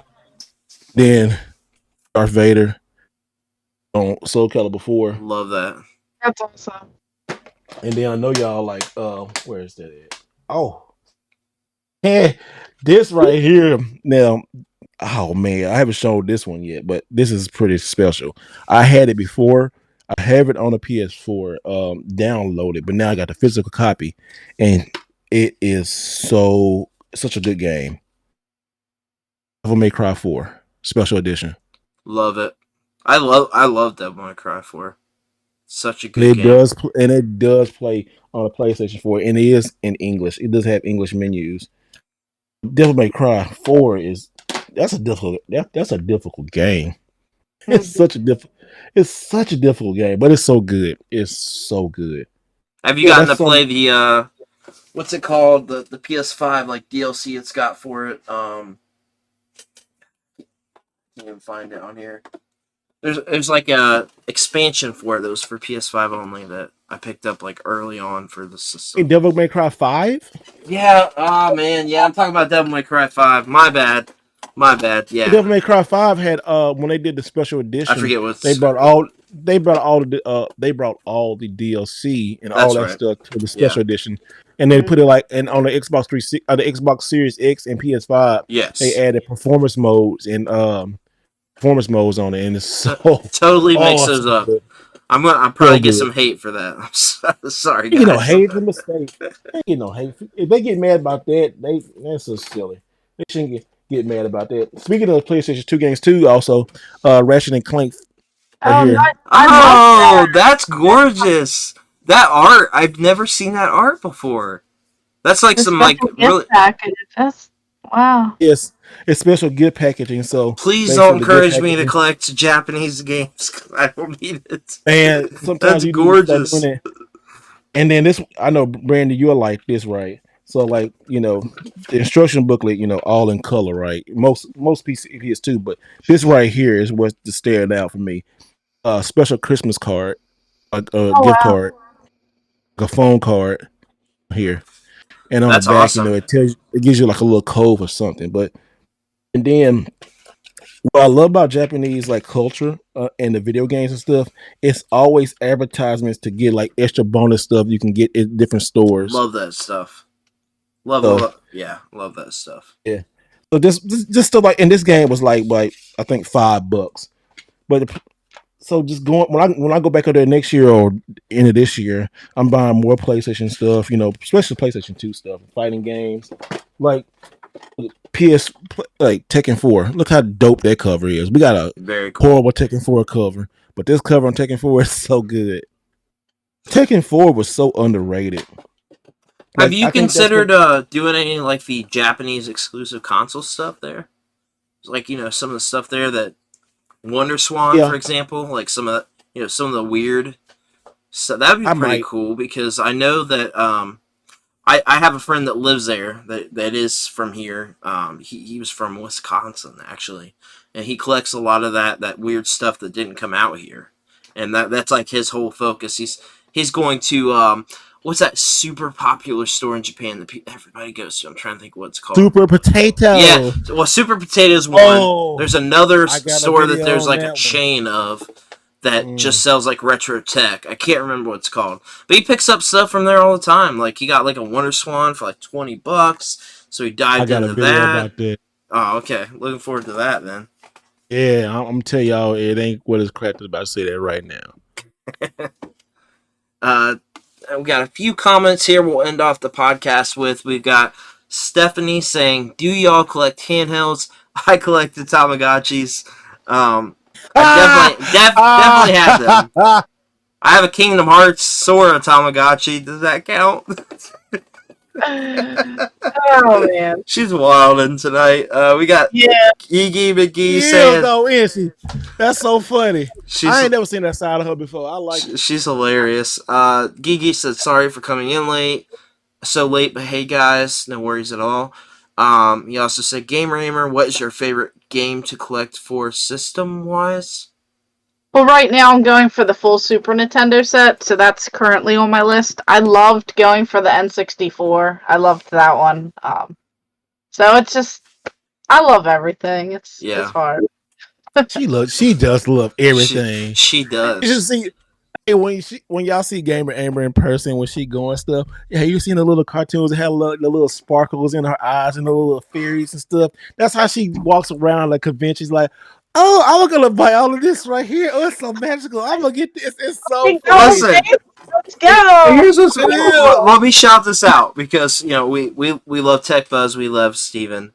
She said on his live stream that he was doing there that she's gonna make an offer on the whole convention. She's gonna buy everything. And I was trying. She said it. She's gonna buy it all. Walking in there. How much for it all? Let's go. So definitely You know, check out his channel. Please give him a sub if you're not already Brandon, but subscribing. Am I right though? Did you see the little sparkles in Brandy's Dude, eyes when she walks around? as soon as she saw the promo stuff before the convention even started, I saw the sparkles in her eyes for that stuff. And Hey, it's so adorable though. But it it's is. like, It's like girl, good. get away It's from that good stuff. energy. You know what I mean? It's like that It is good, like good. positive energy. I loved it. Brandy would step on your toes to get a deal. Oh, move, move, move. And she like, oh, She she kind of just like me too. she just She said like, 15 minutes ago. She's like, "I'll give you $1,000 for that Wolfenstein blimp. I want it right now." Didn't me it? too. Jokes, just jokes, just jokes. We I got. know what you paid for it. I'm not gonna pay that. No, you don't. Hey, to be fair, I did make it. Well, I guess I did pay for it. I made a trade to pay for it, so I paid for it. Gigi also said, Stephanie, hi. I do collect those too. They are considered video games. Gigi also said, thank you for sharing the pickups. Obviously, it's Steve. Travis said, yes, Brandon, WonderSwan has some pretty good Final Fantasy games. It does, and they're exclusive to the system. Millennial Collector said, book it. Stephanie was laughing with emojis. TechBuzz says she was move y'all, get out of the way. And Carl said, Brandon the flipper. I was Hey, not. I did flip. Listen. I blame Arkansas Picker for that. That's all I'm saying. you So, missed a funny comment. oh, did I? The Tech Buzz Gaming said, at Stephanie has got jokes. LOL, Steve, she should write your material. LOL. Oh, that is pretty He's funny. throwing some shade. That's awesome. But say, hey, see, I He's- told y'all guys. He's I at it with told them you. fruity pebbles and everything tonight, Steve. You better- Yeah, I he was told you on that. it. Hey, cannot write his own material. That's why his wife is the brains of the Tech Buzz. She does everything for him. For he would be lost. Be like, where did I go? What did I do? Oh, hey Steve. Oh, I'm gonna say the same one. Stop. So big shout out to Tech Buzz's wife because she is the brains of the operation. You heard it here first. That's right. Say anything because he can't say anything negative. So You can't say Just have- anything negative. See, A like, better see, I got person. him. He gotta say yes because his wife right there listening. Like, she like, yeah, He's watching on the living room Yes. TV. She's sitting right Oh. next to him. They're eating fruity pebbles. You heard it here first. I can't wait to see Steve again. the sass is turned up to 11 tonight. Haha. It's so funny. Boy, love it. hey, this is good. Yeah. You know, when we all get together, we should all do a big round table, all of Yeah. us, like Yeah. next convention or something. I agree. It should feel I like agree. that's real. Well, We'll have to figure out which ones we're all going to. We'll have to, yeah. get some more things going in the future. I think the next one we'll be at together is Videogame Summit. I'm positive. I Which know one's that? that's the one in Chicago. That's Todd's convention. So we don't. Yeah, we'll talk about that later. But I did want to shout out my brother. Just popped in here at the last minute. He said, "What's up? Hey Bryce, want to shout you out." But hey, thanks everybody for watching tonight. Awesome episode. Great episode. Thank you, Steve, for coming on so much. Mr. Rightway, please give him a sub if you're not already following. It looks like a few people tonight did, and we appreciate it so much. We'll be back again next Sunday with another podcast, and we'll see you guys later. Have a good night, guys. Holla.